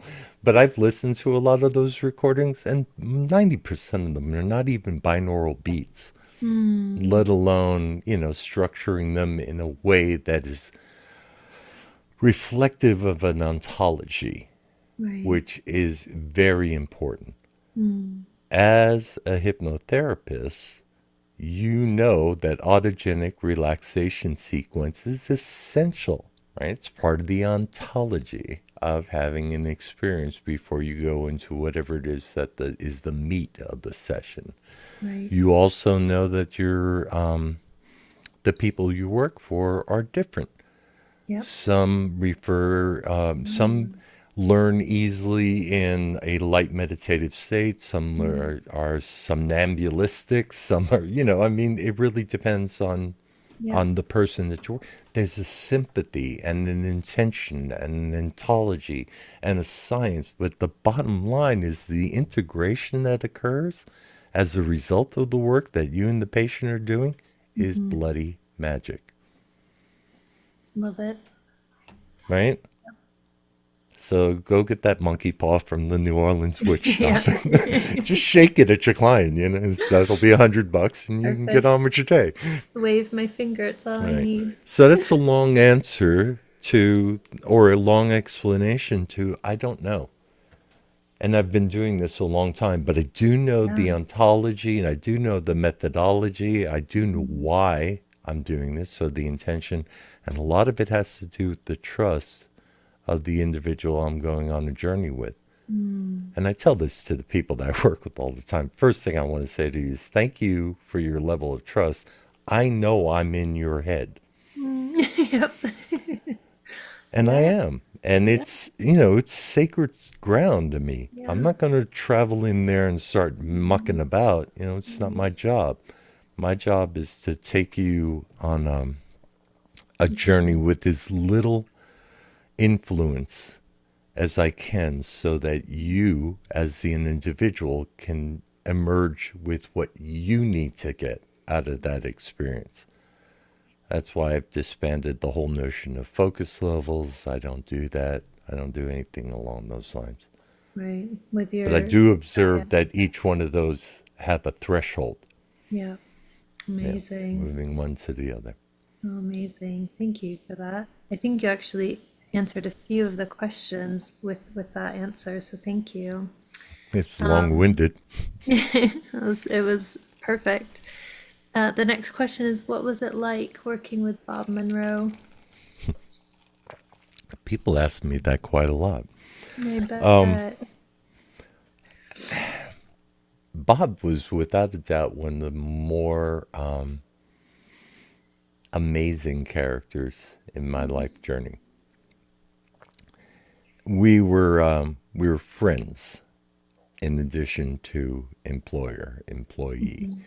Mhm. He was a mentor, he was an antagonist, he was an aide, he played a lot of archetype roles for me, and I suspect I may have played a few for him. Mm. But our relationship came at a very unique time because within a very short order his wife became sick, and I became the focus of a lot of his creative energy, things that he could not do. So we Mm. spent a lot of time in the lab asking what if questions, Wow. potential. Yeah. Bob was very up with people and potential. Mm. He really believed, if you look at his affirmation, it really says it all. It Yeah. starts off, you'll say this enough time when you go, right? I am more Right. than my physical body. Yeah. For a lot of people, you may as well put a period, full stop right there, because Mm. that's all they want. Right. So that little affirmation gives them permission to have that potential Yeah. experience. Right. But of course, we all know he goes, therefore, I can perceive that which is greater than the Mhm. physical world. Means there's a potential for something else to unfold Yeah. beyond our physical sensory input. Perception is not always a result of our five physical senses. Hmm. As you know, direct knowing, clairvoyance, all those weird psi functions, which we could Yeah. probably talk about, all fall into that category. That too is exciting potential for a lot of people. They go to the Institute because they want to become remote viewers or Hmm. psychic healers or whatever. So the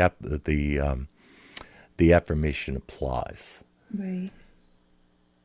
The potential is said in the next paragraph. Therefore, I deeply desire to experience, to know, to understand, to Yeah. direct, to use, to control those energies and energy systems as may be beneficial to me and to those who follow me. I'm paraphrasing because, the order of importance is dependent, right?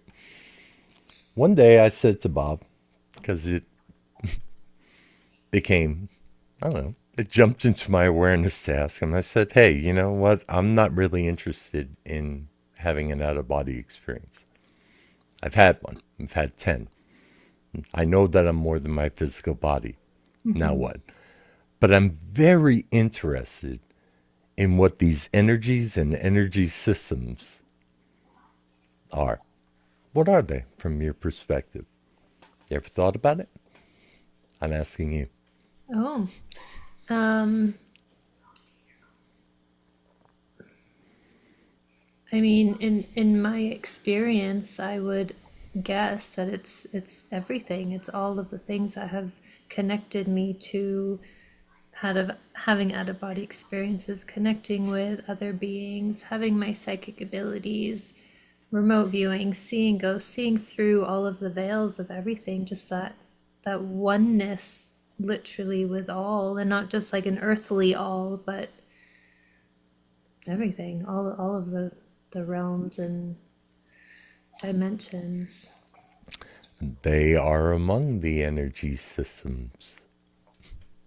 There are a lot of them, turns out, and they all fall under the umbrella of consciousness. Yep. When you direct your energy, your mental system, Hmm. towards your consciousness, your attention, your intention towards it, performing a particular task, you are using that mental energy. You're also using kinetic energy. If you happen to be doing something like typing, there's kinetic energy there going on. Right. Right? Muscle memory. Yep. There's imaginative quadrants depending on the type of piece that you're writing. You might be writing an imaginative story, based on for children. You may Mm. be writing a technical paper. Either way, your focus, your intention, you're doing a lot of all these energy systems, irrespective of how diverse they are Right. consciousness. That field that I was talking about too, that impersonal field, is Hmm. also conscious. Right. It's responsive. It responds to the energy system of emotion, of Mm. kinetic energy, of mental energy, of spiritual power. All of those things Yep. are beneficial Right. energies which can be explored, understood, directed, controlled, and used to your benefit and the benefit of others, Yep. right? More importantly, Bob was a humble guy.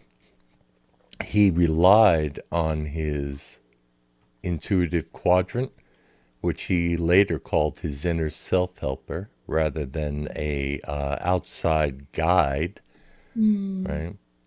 A part of him that was actually multidimensional, Yep. not part of his ego construct, had a larger overview of things, would give him information, just like many people are looking for guides. He put that in his affirmation. Therefore, I deeply desire the people and the help, cooperation of those whose wisdom and intelligence is equal to or greater than my own. Right. Jung said, and I'll have to paraphrase here, a story of an old alchemist talking to a young alchemist and said, if you do your work diligently and with intention, and I'm paraphrasing, unseen friends will come to your aid. Mm. All those weird synchronicities are part of that, Right. both in the physical realm and in the non-physical realm. We can talk about this in terms of spirits, or we can talk about non physical as being energy, Yep. more subtle than, say, loud, explosive, kinetic energy, Hmm. right? A bomb goes off, you know it. Right. You know, Yep. if your Wi-Fi router bleeps out something to it, you pretty much don't pay much attention. But Yeah. there's a Yeah. lot of information being exchanged in Mm. all of that energy. So Yep. energy comes in gradations. It has different systems. It responds to different systems. Hmm. You can't speak to the emotion of another human being by being mental. You have to speak the language of the heart, Yeah. right? Yep. And it touches people at that level. You Yep. can't speak to a person who's highly emotional from a mental level and try to transform them in some kind of way.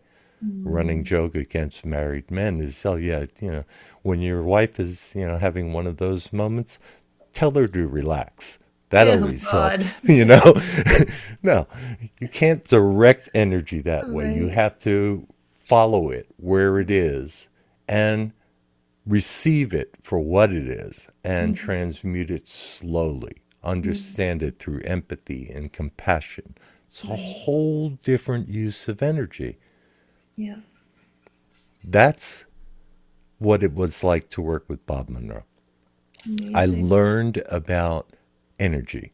I learned about energy systems. I learned to let my imaginative quadrants go and then to use my rational mind to integrate it, to allow my personality to develop, but at the same time realize that I wasn't a personality at all. Mm.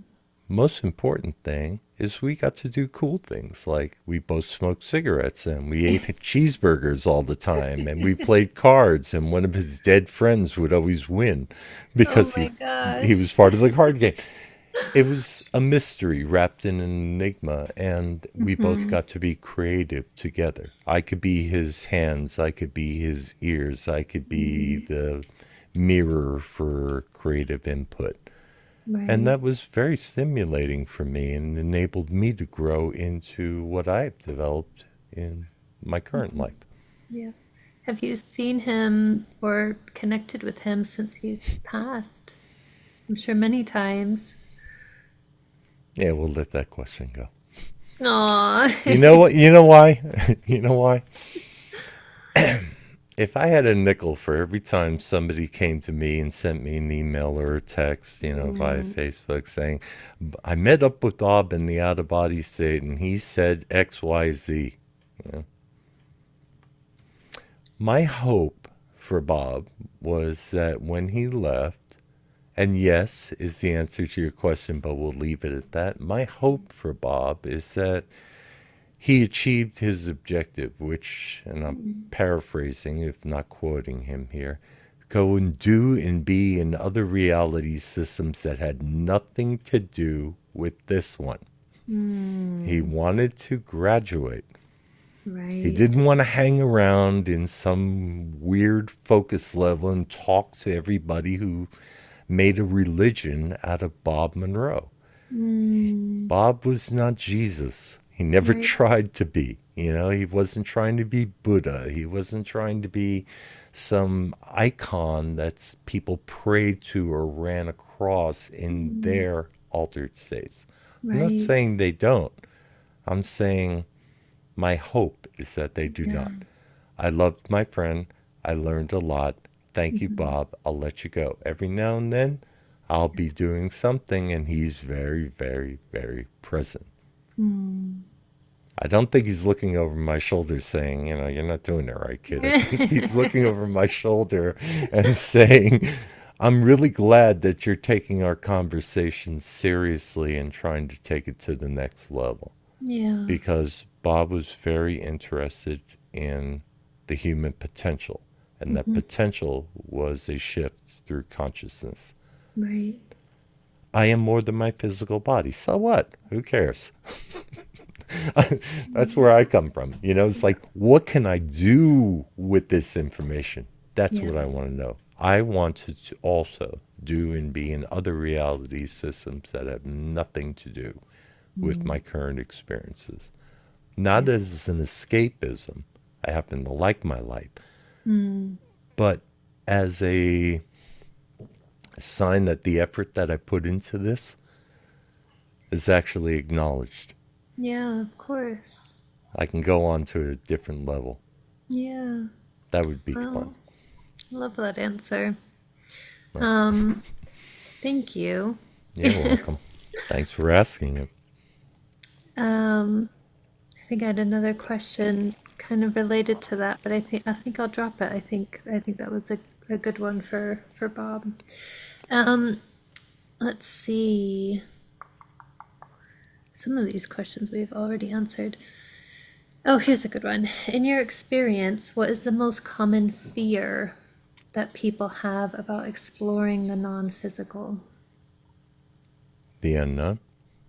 Just the unknown. That makes perfect sense. Yeah.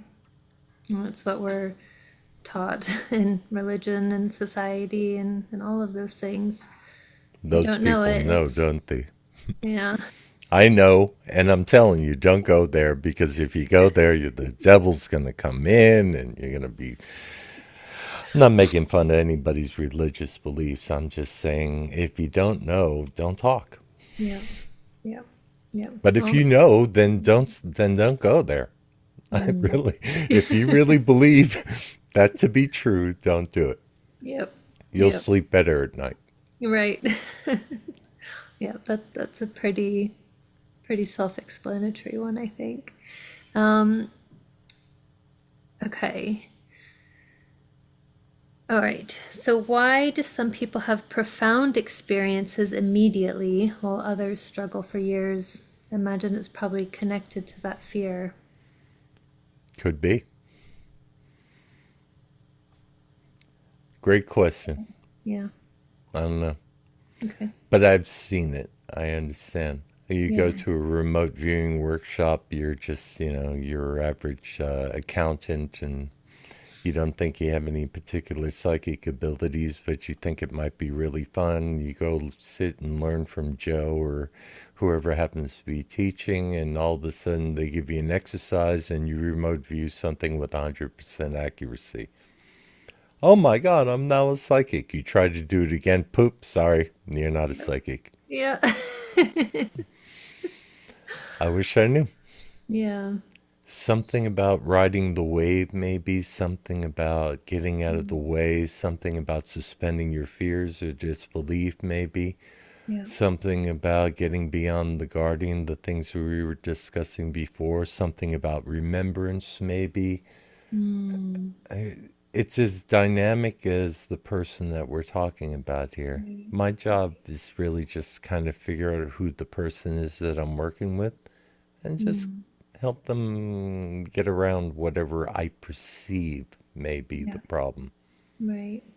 Sometimes I do it right, but it comes from here, a Of deep course. desire to want to help. Yep. Of course. Because the more I help, the better I get at it. Mm. How And it much of is it a is, psychic function in a way. oh, sorry. How much of No, it is connected to heart? heart being a metaphor for love, or heart being a physical muscle that's pumping blood through my For being a body. metaphor, like that heart energy or love. I think it's a very powerful emotion, but love is, kind of a difficult thing for a lot of people to agree upon as to what it Mm. is. Right? Right. You have familial love, you have erotic love, you have romantic love, you have, Mm. devotional love. It's all an energy, and it seems to have a unifying principle. Mm. That's the one commonality I find Right. within the divisions of love. That may have to do with empathy, Mm-hmm. right? One's ability to connect, or sympathy, meaning, that I'm in sympathetic resonance with somebody, Yeah. which might lean more towards another word, which is compassion, which has the Latin root compati, meaning to suffer with, Mm. meaning suffering. So when somebody's exploring their own suffering in your presence, you're not diminishing their suffering by saying, Mm-hmm. come on, cupcake, get over it. You know, are you kidding me? You see that guy with no shoes on? He's been homeless for 6 years. You live in a nice, cushy mansion. What's wrong with you? Right. People suffer. They Yep. suffer in different ways. If you can relate to their suffering and hold on to it, and because you know what suffering is, that too creates an empathy. It's also an act of love, compassion. So I think love may have, to answer your question, if heart being a metaphor for love, yeah, you just have to kind of find out what love means to you and how you express Mm. it and how the other person receives love, and Yeah. that harmonic resonance begins. Right. But I don't think that the heart center, well, I shouldn't say that. Perhaps the heart center, the high heart, in the chakra system, Right. is a vortex that allows that harmonic resonance to take place, because Right. it can be considered a lens. But that too is a function of consciousness, right? Yeah. Right. Of You have course. to direct that energy in that area. Yeah. I hope that answers your question, but I'm not too sure is the real answer. Oh, it's great. Thank you. Um, and then if somebody is struggling to reach altered states, what are they usually missing in your experience? The awareness that they're rarely in an unaltered state. So they're just overthinking it usually. Yeah, makes sense. We don't know what consciousness truly is, right? And yet we all have an experience of it. So if we don't know what consciousness truly is, how can we know when we're in an altered state of consciousness? What does that really mean? Right. It means it's not normal to our waking state, which we consider to be our normal state of consciousness. Close your eyes, take yourself into a memory, you're in an altered state of consciousness. Not a very deep one, right? Follow somebody's hypnagogic suggestions through autogenic relaxation and binaural beats or some other form of of sympathetic resonance training. You might get into the hypnagogic state, and now you're in a deeper altered state of consciousness. Lose awareness and go to sleep, and now you're in N3 or deep delta. You don't exist anymore. Is that an altered state of consciousness? It kind of is. You've just lost your existence for the time being. Re-emerge in the dream state, and you're an active participant in the stratum of reality that is, in some ways thought responsive, in some ways is taking on life of its own, like you have no control. Is that an altered state of consciousness? I don't really know what an altered state of consciousness is. All I know is Right. I've been making recordings to take people forever, and I've been researching them. You'd think I'd know something by now, but I really don't. Well, it sounds like it's actually a lot easier than people try to make it out to be, and they just Yeah, overthink that it is this big boom reaction instead right. of the constant flow that we're in and out of all the time. What people really want is an out of body experience or a Right. lucid dream experience or a an experience which will verify that they are psychic or that they have a religious experience or they what's the common word there? Experience. Experience. Everybody's looking for an experience. You Yeah. have them all day long. Start paying attention to those Yeah. and then ask yourself, am I in an altered state of consciousness? Love it. Yep. Perfect. Thank you. You're welcome. Um, how has this worked? How has this work changed you?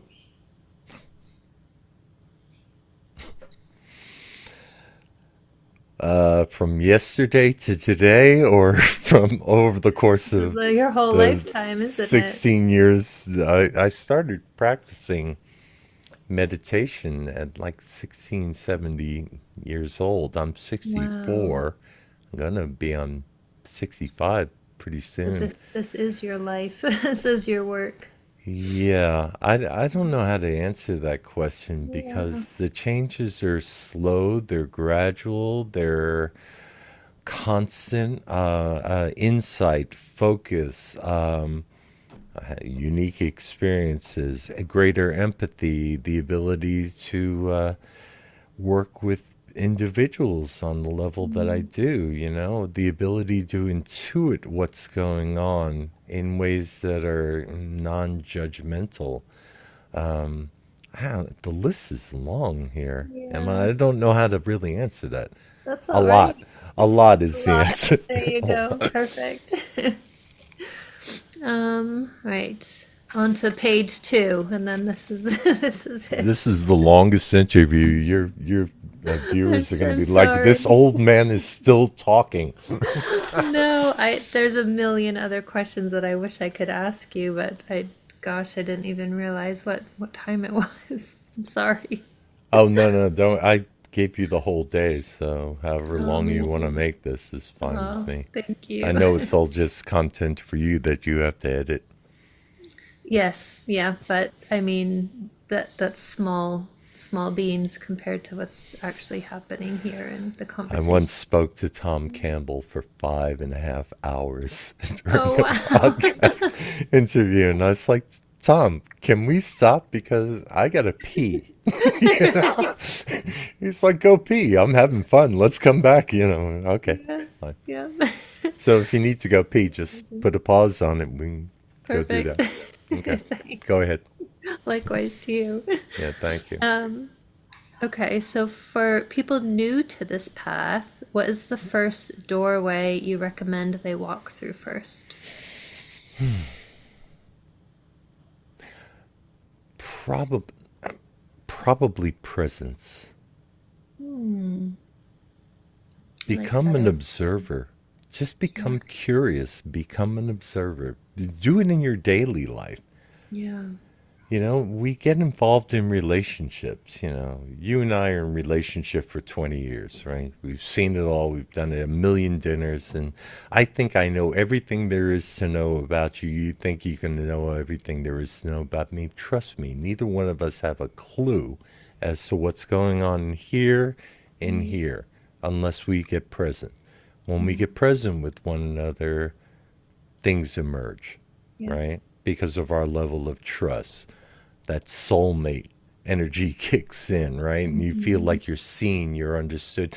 You can do that with everything in your life. Doesn't Mm, have to be with any one individual. I know it sounds odd.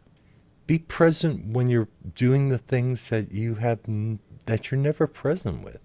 yeah. Like, I don't know, cooking or your Yeah. favorite task. Marvel at the fact that you are here now being able to Mhm. do this at all in Yeah. a vacuum of space Yeah. that's eternal and where Mhm. matter is so much less abundant than potential or vacuum. Mhm. You're here now. You're conscious. It's a gift. Yeah. That's the first doorway. You walk through that in your life, let alone in altered states of consciousness. That Mhm. is a strength and a gift.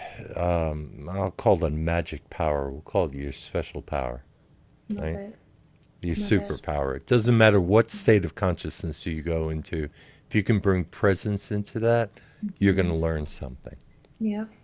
There's a tool that I learned from a TikTok or something ages ago that has really helped me be present. Because I think, I mean, we live in a world where we're just doom scrolling all the time. Our attention span is so short, so little. And this tip that I learned was specifically for like a parent to do with their child.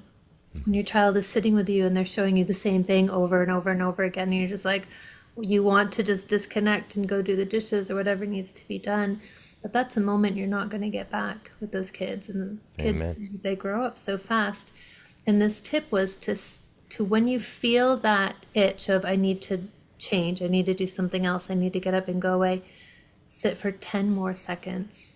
And when you get through that 10 seconds, you're fine. You can sit for another minute. You can, and then you realize you've sat for 20 more minutes and you've developed this present time with your child. But I do it with all things in my life now.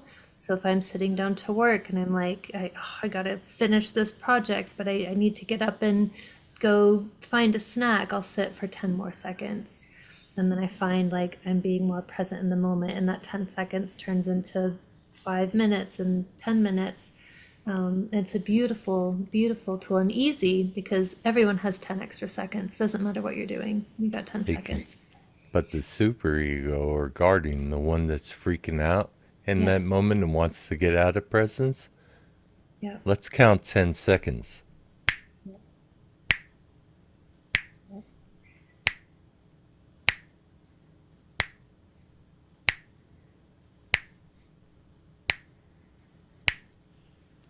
That sucker It's it. That's the longest 10 seconds ever.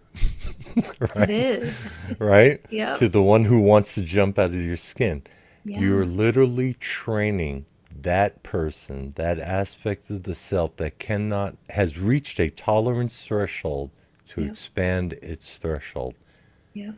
If you can, as you perfectly observed, if you can force yourself to hold that 10 seconds and just be present, not with the chatter, but with what is Hmm. truly going on, Yep. you'll realize, exactly as Emma just said, Hmm. that presence starts to flow. Yep. If you find it a problem, live 10 seconds at a time. Mm. Exactly. But that tempo, Yep. that is time. Yep.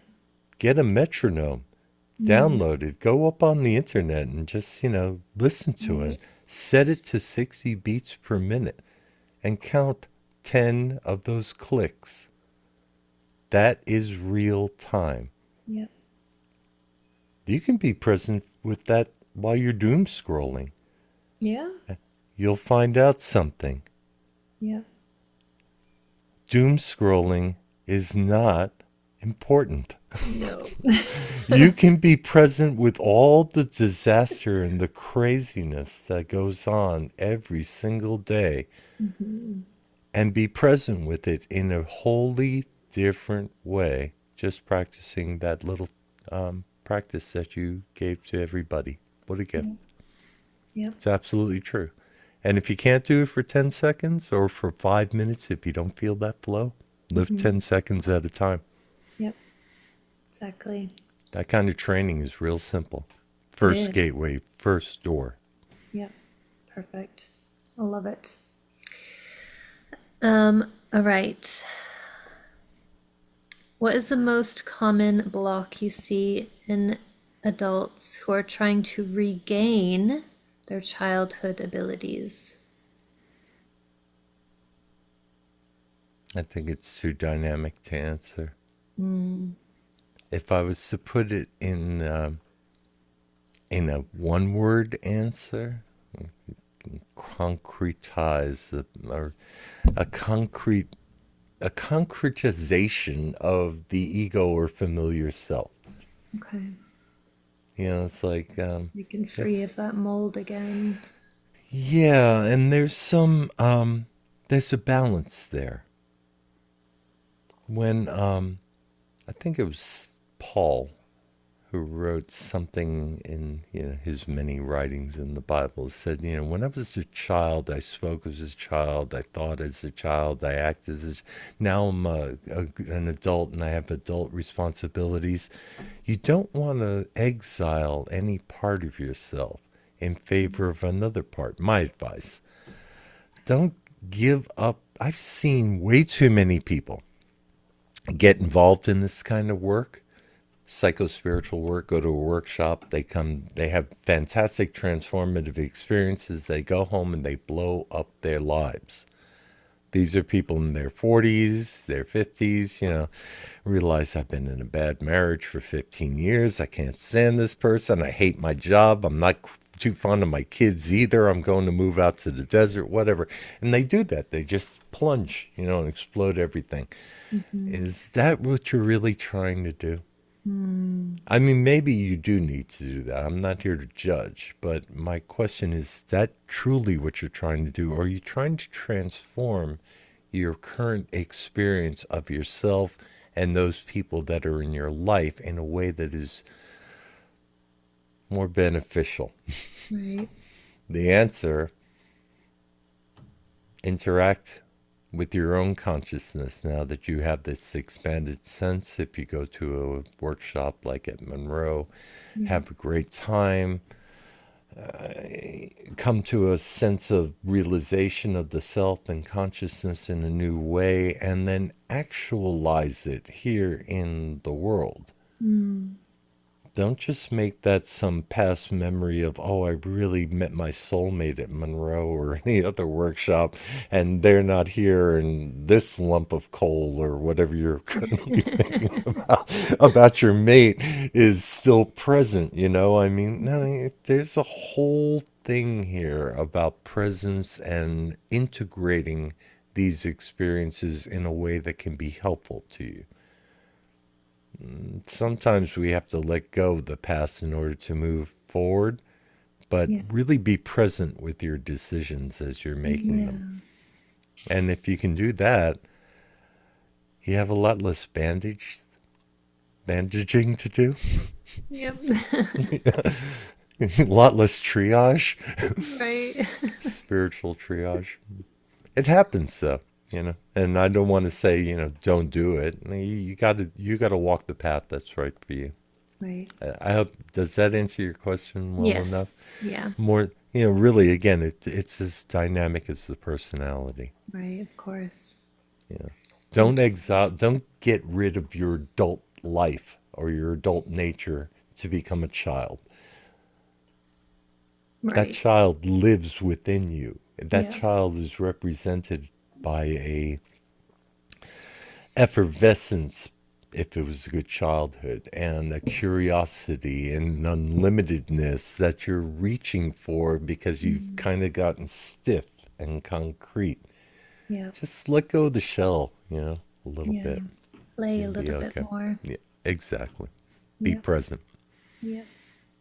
Beautiful. What role does trauma play in shutting these doors? Well, we discussed some of them earlier. Mhm. They can actually open the doors. I've known a lot of people who've had out of body experiences due to trauma, Mm. horrible traumas, you know, Yeah. physical abuse.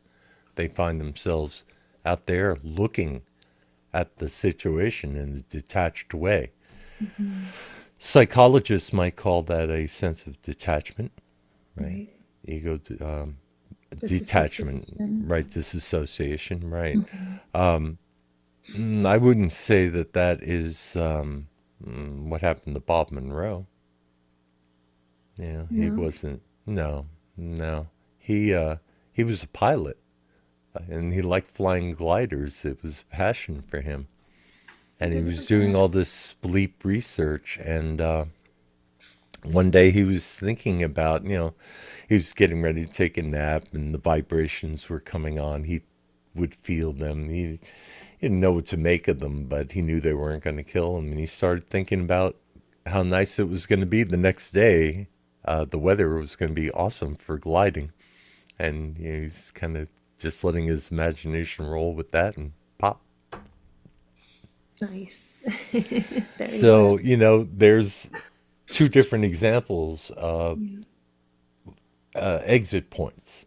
Yeah. Trauma can induce disassociation. It can also shut us down from having the imaginative quadrants, you know, that are awakened and seem to be essential Right. to a lot of these types of experiences. When Jung wrote the Red Book, I mean, it was basically, if you've never read it, it's a fascinating read. It was actually his journals Oh, wow. of his experiences in altered states, although he didn't refer to it as an altered state of consciousness. I don't even think that was really part of the lexicon in psychology at the time. May have been, I don't really know.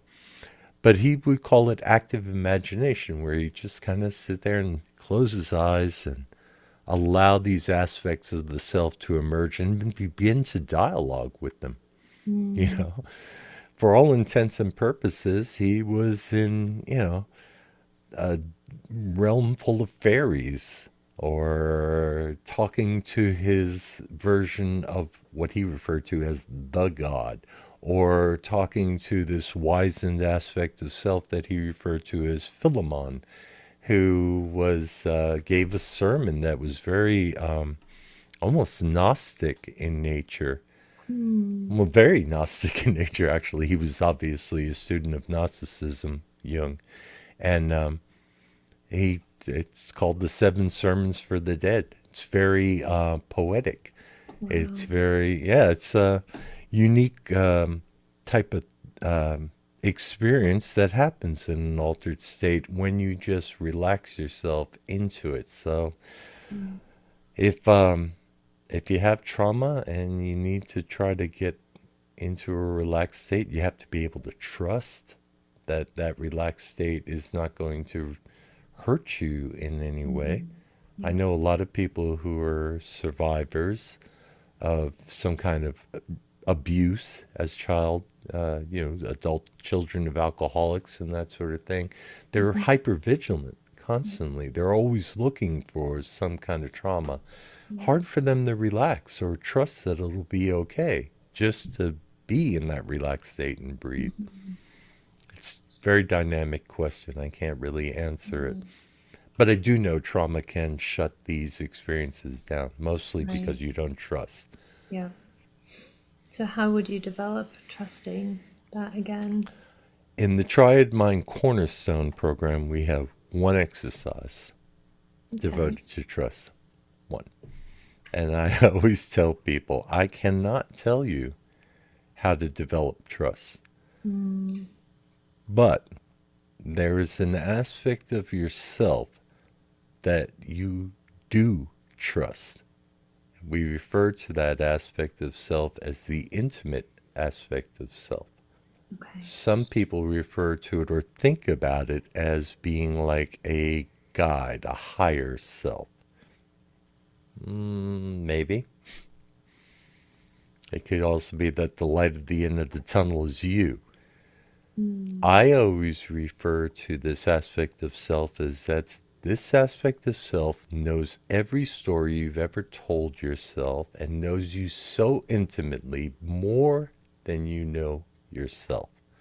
Yeah. Meaning that there's a divided self that's not paying attention to subconscious reactions that are happening, but Right. the intimate aspect of self knows not only what the motivation for those actions are or reactions, it Mm-hmm. knows the story behind it. Right. It knows your longings. It knows everything about you, and it's a part of the self. Mm. If Yep. you want to call that a higher self, fine. You'll be, climbing a mountaintop to reach it. If you look Yes. at it as being right here, Yep. you don't have far to go, you Right. know? Right. So it really depends on, it depends on a lot of things, one's Yeah. ability to trust. Don't lie to yourself. Lying, deceit, those are ways that can erode trust. So, Yep. Yep. Trust has definitely been my biggest hurdle with overcoming my own struggles. It's a because tricky you're not one. trusting yourself,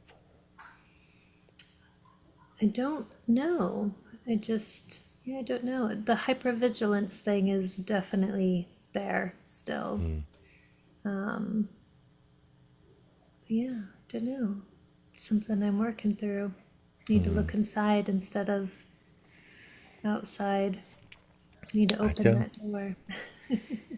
I wish I could make it easy for you and say here's a magic amulet, and if you just hold on to this, you'll be able to Get trust all the everything and answers. every, yeah. Yeah, Life is too dynamic, I know. Yeah. and I mean, these are beautiful and really powerful steps and tools and just knowledge alone to help myself and other people listening as well. So, thank you. when you make contact with this intimate aspect of self and you really start to review all the things that have occurred Hmm. that keep you from being allowed to trust and begin to question whether or not those stories are still applicable, Hmm. things can change. But in what I just told you, I kind of told you how to trust. And you can't trust me enough right now to be able to follow that advice, right? We just met. So take that for what it's worth. Maybe you'll be able to trust that part of self. Yeah, definitely. But Thank you. it's not out there in the ethers. No, I'm here. Perfect. Thank you. You're welcome. Um,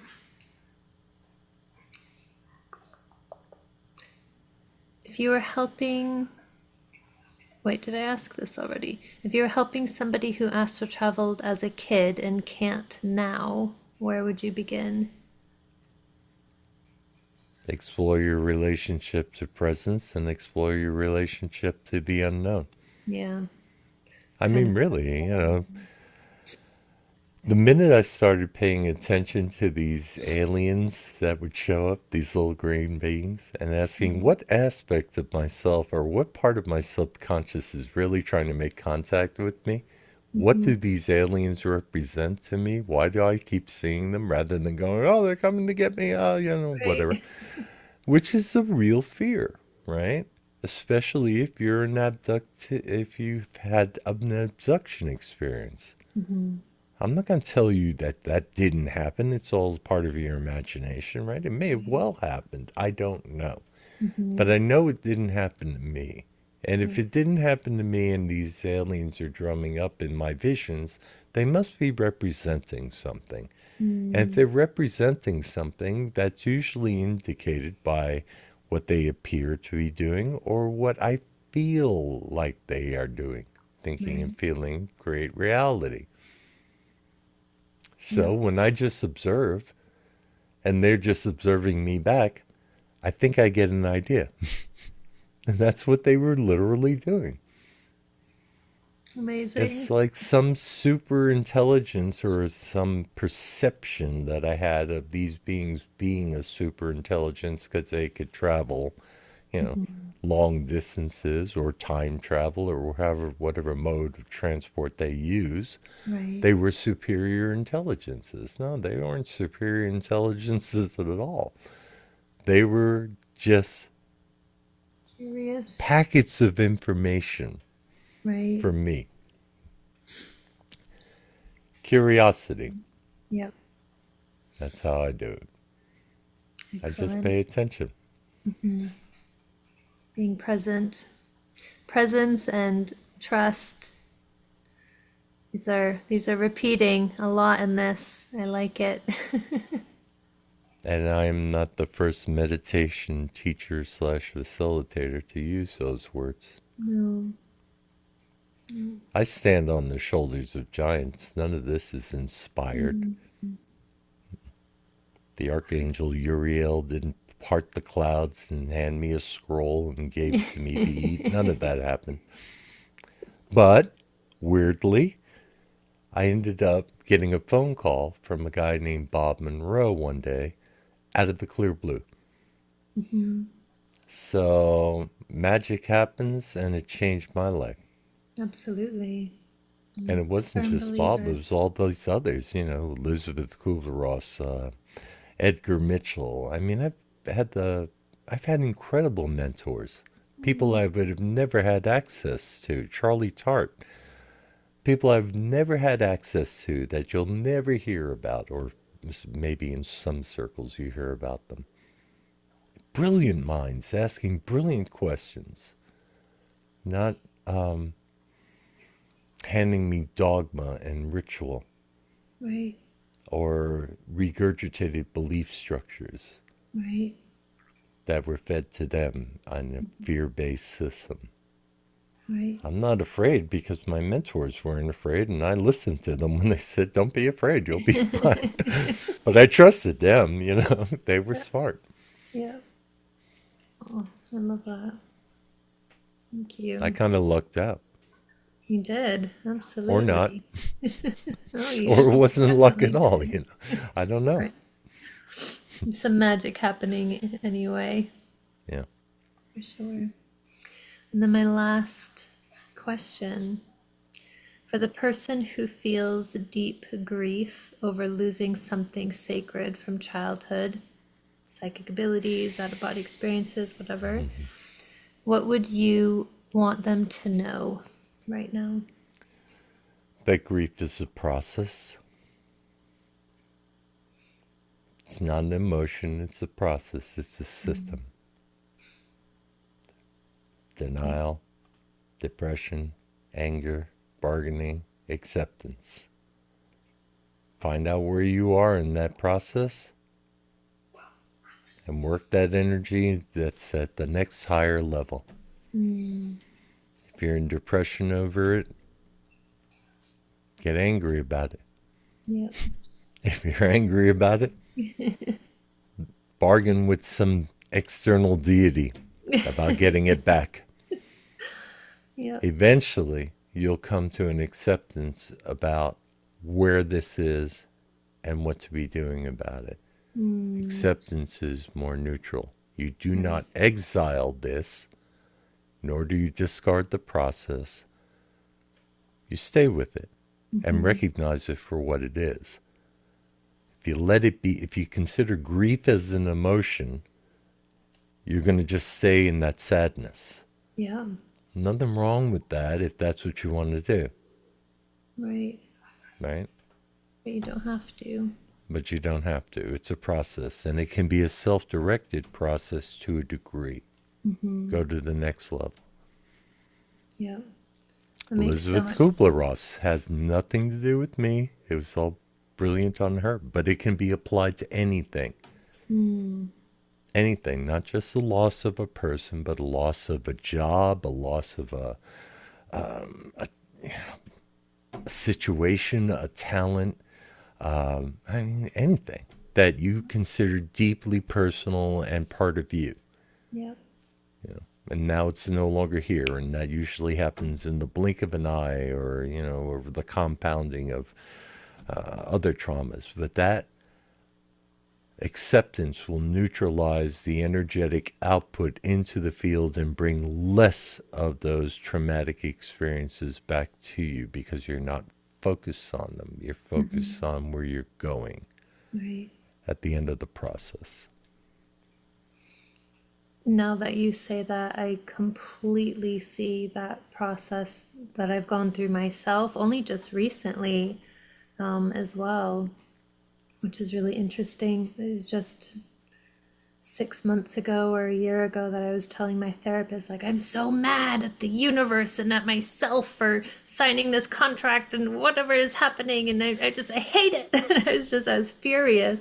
I definitely, like, I went through the grief process and definitely went through like the anger process. And just as you say it, I'm like, oh yeah, I did that and that and that. And I never would have even put it into grief is a process, not just an emotion. Very People helpful. often think of grief as being an emotion, Yeah. And then but you tend to that's, get stuck there. yeah. Yeah. But Elizabeth Kubler-Ross was very specific. She did a whole study on this. She was very methodical and a brilliant woman. Yeah. Pleasure to have known her too. Oh, amazing. This has been incredible, Mark. I don't want to stop. I feel like I could talk with you for hours and hours. This has been great. You got a Do lot you of go? editing ahead of you. I know, I know. Do you go to the Virginia campus at all still, or no? No. No. I left there in 2001 after Okay. 13 years, and Wow. yeah, it was time for me to Mm, leave, and I had no regrets, but I didn't go back there, and I continued my own work, and not only my personal work, but my field of studies and my applications, and mhm. created a different system of recording binaural beats with a different intention than what was presented at the Institute, Right. which felt like for me it was getting repetitive. Mm, At that point in time, Bob had passed away, and Lori, his daughter, was running the show. And she was trying to expand the reach of the Institute. So she was like, hey, we can do the gateway in German. All right, I've done that. We can do the gateway in French. Okay, I did that too. We can do the mm. gateway in Portuguese. I don't speak Portuguese, and but I speak enough Spanish to be able to kind of get a sense of what's going on. Then is Japanese and Mandarin. It's like, no, I'm Wow. done. No, I'm just regurgitating the same thing and in a different language. And I saw the need for that, but my desire was in asking the same questions that Bob and I would chew on forever, which were what if questions. Right. And it was about not so much just experience, but having specific types of experiences that could be transformative and useful in those energies and energy systems. Right. If you fly out of your body and go talk with aliens or archangels, that's all very well and good, but what do you do with that information? Right. Right? It's just an experience. It may be transformative, you may long to have it again, but if you can't, if it doesn't shape the way that you want to move, your evolution, we'll say, Right. then it may be wasted material, like a Mm. dream that you once had that you didn't analyze. Right. I'm a student of Cabala, which is one of the things that I really dived deep into once I left the Institute. And one Kabbalistic rabbi that I studied with said, consider that a dream uninterpreted is like a letter from God unopened. He Wow. wasn't really referring to, that God was sending dream messages. That could be, but that was what he was saying. Yeah. It's just a call to action, a call to presence Mm-hmm. for something that is trying to talk to you. In the West, we take dreams as being curiosities that fade before that first cup of double espresso jumps in, Right. right? No, take the time, journal, pay attention, even if you just do it in your phone. Dreamt Mm. about so and so. So and so was there. We did this, and it doesn't even need that much detail. Just get the ball rolling. Right. That level of presence with your subconscious content will shift the way your subconscious content informs your conscious mind, Mm. which will give you more presence. Yeah. This is the gift. Yeah. This is the gift. And, all the other experiences and talents that one tries to reach in a 6-day workshop, I don't do the 6-day thing. Every participant of Cornerstone or Unity, the two programs in the Triad Mind, they are 6-month programs. We meet Wow. every Sunday and we talk for a couple of hours, and I get to know who these people are and what their longings are, and we've gelled together as a group. And Right. it's not like it was a dream that happened in a magical forest out in, the side of Charlottesville, Virginia. It's a very real thing where we come together. That's why it's called an observance. Like Mm. that's the plural noun for hermits getting together, in case you didn't know. Is it? I didn't know Yeah, that. like a gaggle of geese or a congress of Right. cows, we can have an observance of hermits. And that's what we're literally doing in these experiences. They're kind of hermetical, they're Mm. isolated, they're individual. And I'm joining everyone on these journeys because I'm narrating, but their Mm-hmm. experience, I become in the background as you Mm. go through these experiences. I'm just kind of saying, you're still present.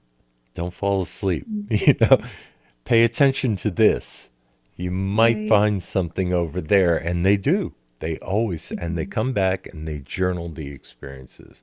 Then we Nice. report the experiences if they feel like sharing, and then Mm-hmm. I get to talk to them, and we get to interface with one another because we've got to know each other on a Right. very deep and intimate level that includes some of their fears and their Mm. longings and their hopes and their dreams, and no judgment. Everybody realizes we're all in the same boat here. Right. And in that, an alchemy takes place. I had one fellow send me a text yesterday. He said, I'm still not grounded from exercise 25 in Unity. I did it 2 days ago and I felt like I left my body. He said, I don't know what to do. I said, well, maybe you had an out of body experience. Really? Never thought I could. Yeah, well, what was it like? It was like I was having an experience without my body. I didn't have any physical sense whatsoever. You've achieved what some Well people are done. trying to do, you know. Now what? Yep. He wasn't trying to have an out of body experience. Wow. He's Are trying these to do his inner work right? Are these in-person sessions that you do, or are they Zoom? right over Zoom. Yeah. Oh, amazing. So anybody anywhere No. in the world can join. Oh yeah, and people do from all over the world. It's Amazing. wonderful. Australians have a hard time joining in because Mm, time they're difference. way in the future. But Right. folks in Europe, no problem. They do. Amazing. We do it every Sunday at 1 or Saturday at 1. And I love it. I love getting to interface with people. We Mhm. did the Triad Mind Cornerstone twice up at the Virginia campus because I was doing the Expanding on Consciousness podcast for um, Oh, for the right. Institute and Yeah. had a lovely time doing that. And Alan said, why don't you, Alan Evans is the president at Monroe, Mm-hmm. said, why don't you do the Triad Mind here, where you Oh, teach it. lovely. I I don't really see myself as a teacher, you know. Oh, I it's okay. I can do it, I mean, get this old man talking about his favorite consciousness his topic consciousness and it goes on right. forever. And I know how these programs run and, structured it within the 6 day work, but we continued that work after the Mm, 6 days. The group may have met in person, but yeah. we met every Sunday afterwards. Wow. And that continued for a long time. It's essential because of the integration process, Right. at least Right. from my perspective. You've probably been to enough workshops to know, right? You Yeah. go to a 3 day workshop and you get whatever it is, a shamanic workshop or something, and Right. you get totally immersed in the experience and it's wonderful and you have this group energy and then you all hug each other and you And split then and go maybe home. yeah, and then it's like, did that really happen? Yeah. This is staying present with the whole process as it unfolds because it is a process like grief or any other, and that's how systems work. They work best with process. Right. Oh, I love that. Can you tell us a little bit more about the Triad Mind? Because there's a lot of different things that you offer. Oh yeah. Well, the Triad Mind is a website, Mhm. triadmind.com. On the website, we're trying to tailor to people with different needs or different levels of curiosity. So, level one, we refer to it as the body mind program, where you can kind of learn how to relax if your doctor is telling you you've got too much stress in your life and you need to Mm, meditate. This will give you a platform to do that really fast. It'll help you okay. sleep. It'll help you focus. There's a couple exercises for that. There's only 8 exercises in level one, and it costs $5 a month. You can cancel anytime. Wow. I know, right? What a bargain. Amazing. If you go to level two, you're in the Body, Mind, Spirit program, which has more of the spiritual applications of meditation exercises. So they deal with some esoteric principles, some of the guidance principles that some people want to explore in Mhm. deep meditation, all based on the hypnagogic state, Right. right? And it includes all the stuff in level one, too. So you get 20 exercises for $10 a month, and you can cancel anytime. Amazing. The next level up is for those people who are interested in lucid dreams and out of body experiences. It's Mm. the Lucid Dreamer program's $33 a month. You get all the previous levels available as well. Wow. We also meet once a month to explore lucid dreaming and the potentials with it. Um, and that's $33 a month, and you can cancel anytime. Cool. If you join the Triad Mind program, I'm asking for a 6 month commitment. You get all that other stuff too, Hmm. but you get 18 or 25, depending on which stage in the program you're in, exercises specific to self realization and self actualization. And Wow. the model has to do with an exploration of the hypnagogic state as a gateway into the subconscious and as a springboard to the superconscious. Wow. Beyond that, I do not say, People ask you, are you teaching out of body experiences? No, I don't teach people how to go out of body. I don't know how. I don't Mm. know how other people do know how. I tried to do that for a long time at the Monroe Yeah. Institute. Couldn't teach it. Oh Neither no. could Bob Monroe. Right. We don't teach remote viewing, although people become more psychic. We don't Mhm. teach out of body experiences, but people have them. Yeah. Lucid dreams are very easy to have with practice. Mm. Hypnagogic exploration is very easy to do with practice. Eventually, becomes the cornerstone or a foundation of your new way of approaching consciousness, especially altered states. Unity has a lot to do with that principle that we were talking about before that makes magic happen. Mm. The Wow. unifying principle. In order to truly experience that power of presence, you kind of have to get out of your way. So, the process of grief that you were talking about, that can act as a blockage, Yeah. those things are dealt with in unity. But it's Mm. in a very gentle way. It's not like some catharsis workshop where you're doing your shadow work and being pushed on your threshold. No, no, no, no.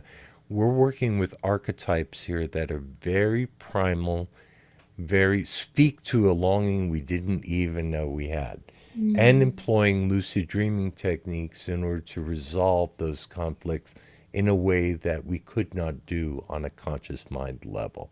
Wow. All the therapy in the world isn't going to change it, but it can magically transform within you.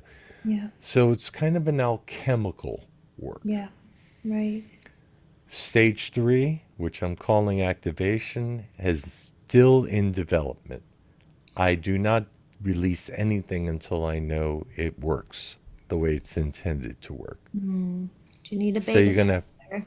yeah, right, thank you. You have to do Cornerstone before you can do Of course. Unity, and you have to do both of those before you can do Cool. Activation. Right. Somewhere in there, I may also introduce Cabala into the Lovely. thinking of individuals, but Cabala is a personal path, Yeah. and it has dogma and philosophical outlooks that not everybody's going to be comfortable with. Mm. And I don't want the Triad Mind to be perceived as a Kabbalistic Mm. program because Right. it's not. The concepts and constructs around Kabbalistic thinking, however, really bring to presence the inherent duality and polarity and the subject object split. Yeah. It also has a lot to do with what some people will refer to as the law of attraction, Right. and all of those manifestation principles that are in the Kabbalion, which isn't Right. Kabbalah at all. Oh. But it's okay. People evolve things and they move along. Excuse me. The Kabbalah has a history that is very old. Yeah. And is three distinct schools of thought around Kabbalah, and they of course natter with each other, like Protestants and Catholics and all the various sects will natter with Hmm. each other about who's right and who's wrong, whatever. Right. I see wisdom in all of it, and I've Hmm. studied all three schools. Now, the reason that I would put it in the activation program is because it has to do with that polarity structure that we were discussing before, Right. in what is apparent duality. It's not Kabbalah is not an activation, and the Triad Mind is not about non-dualism. I know it's Hmm. very popular now. People want to reach the singularity and Right. pretend that everything is one. As Luigi asks, if everything is one, why do some people Yes. like pineapple on pizza? Because, Luigi, everything is not one. It's all about perspective. The pizza Right. is one. What you put Right. on the pizza is individual. Same Yep. principle applies. Polarity lives as part of the creative process. It's Mm. important. Yeah. And that's all I need to say about that. So basically, that's what the Triad Mind is all about, and what it is now, where it comes from, and where it's going. Mm-hmm. And then at 67, I intend to retire and just let you all do what you're going to do with this program. It'll evolve as it's going to. Amazing. Oh, So you got well, a couple of years if you want to hear me prattle on about this sort of thing. absolutely. Absolutely. I studied the Kabbalah a little bit. I had a book. I don't know if I have it right here with me. Um, it was like Kabbalah for beginners or something, something Mm, silly like that. But as I was reading through each chapter, because each chapter it like split it into different sections, and it had a meditation that went with it. I mhm. was having profound experiences just reading through that book. I found it to be really beautiful and centering What practice. made you, what attracted you to it? Um, well, growing up, so I grew up in a very Christian household, and then that kind of went all weird and funky because suddenly we were kicked out because we were possessed by demons. And my mom went on this religious journey where she just started studying all of the religions um, and so I think I just got it from her, just that curiosity. Like Mm, I do believe there's some truth in all religions and all aspects of belief systems. mm. Um, and I don't know exactly what it was about Kabbalah, but it really just kind of jumped out at me. So I spent a couple years studying. I mean, it's one of those things where like the deeper you go, it's just like it's higher and higher over my head. But It's the very basics layered. of it, I just found really, really beautiful and really resonated with me. Understandable. It speaks to, well, it's mysticism in for Yeah. Judaism. Hmm. It speaks to all the mystical traditions, including Christian mystic traditions. Its nature, at least from the the Western esoteric school, did a really good job of integrating all of the various faiths within the body of the tree of life, including psychology. They did a really good job with that. Mm. That psychology was fostered by the Lurianic tradition, which is, rooted in teaching stories about the transformation of good from evil by not holding evil in the same light, but understanding it as the distortion of the rays, Mm. Yeah. the I rays of really, the one light. yeah, I really resonated with I don't remember if this is Kabbalah exactly or something else.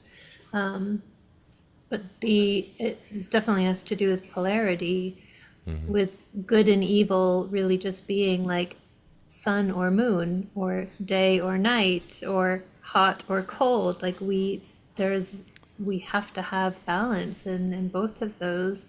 And I think the human idea, which is going to be different for every single individual on the planet, of right versus wrong or good Mm-hmm. versus Right. evil, so skewed just because you can't.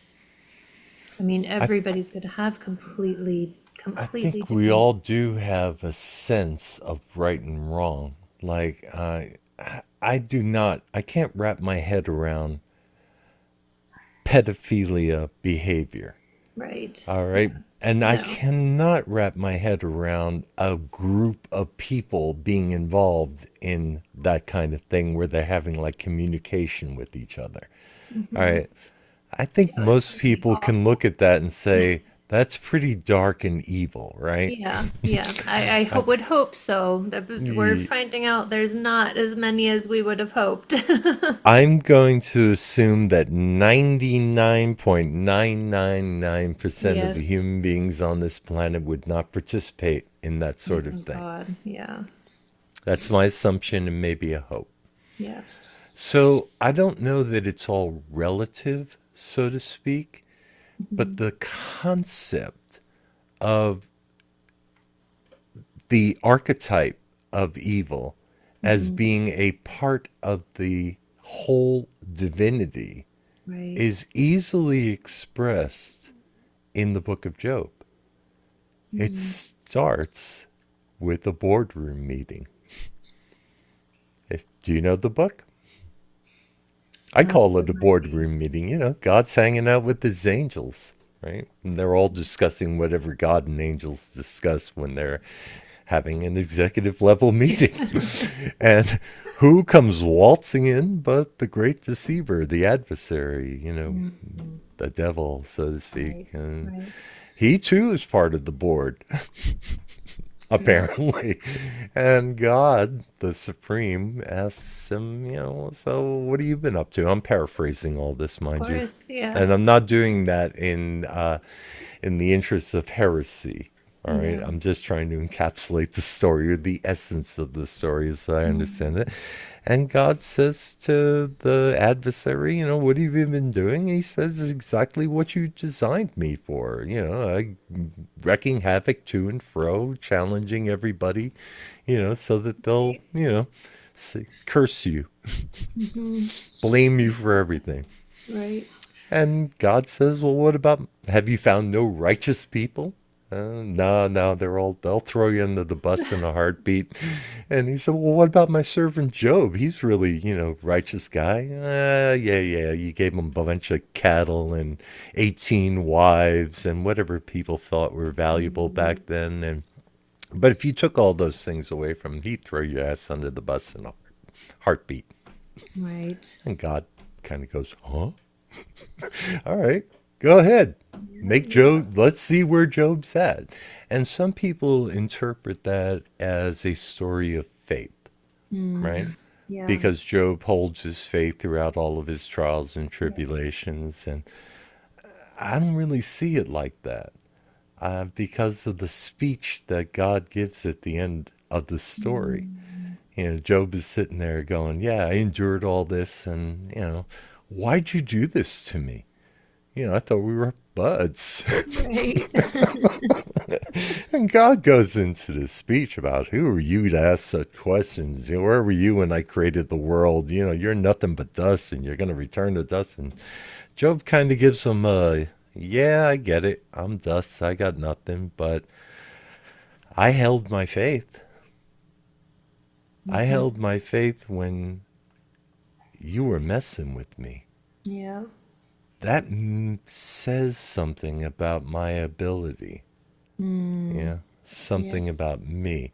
Do you know that's actually the last time that God actually talks to a person directly I in the didn't Bible, know. in the Hebrew Bible? Yeah, Wow. from the rest of that, it kind of prophecies start to Mm-hmm. emerge, which is Right. a slightly different flavor. It's no more of that one on one, Yeah. the Hebrew God talking to Abraham, the Hebrew God talking to Jacob, Isaac, Right.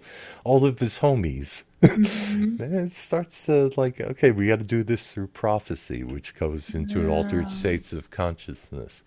But it says something about the evolution of our relationship to deity, Mm. to life, to polarity, to the structures and how we balance those things, Mm-hmm. about blame, about personal responsibility. What is our response? These teaching stories are very multi-layered, Yeah. and that's what Kabbalah does. It Yeah. gets you to take the mundane and enriches it Mm-hmm. beyond the literal into the study of the numerological sequences Yeah. inherent in the Hebrew language or the Greek language. Yeah. It's a fantastic field to study, but not for everybody. No. Yeah. I don't know if I'm sure you have heard of it, the book, The Golden Dawn. Hmm. I have that. This is what my computer's sitting on top of right now because it's so freaking massive. The There's one like a written by whole, Israel Regardie. yeah, Yep. Yeah, There's a whole section in there about. got it right here. Do you really? Oh, It's amazing. right, I'm looking right at it. Oh, amazing. Me too. That's so cool.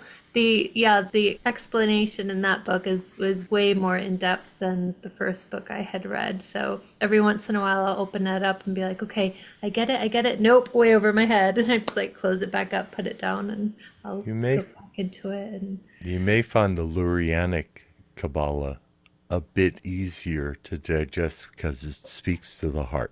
okay, I'll look into There are that. teaching stories about a divine figure called the Baal Shem Tov, Okay.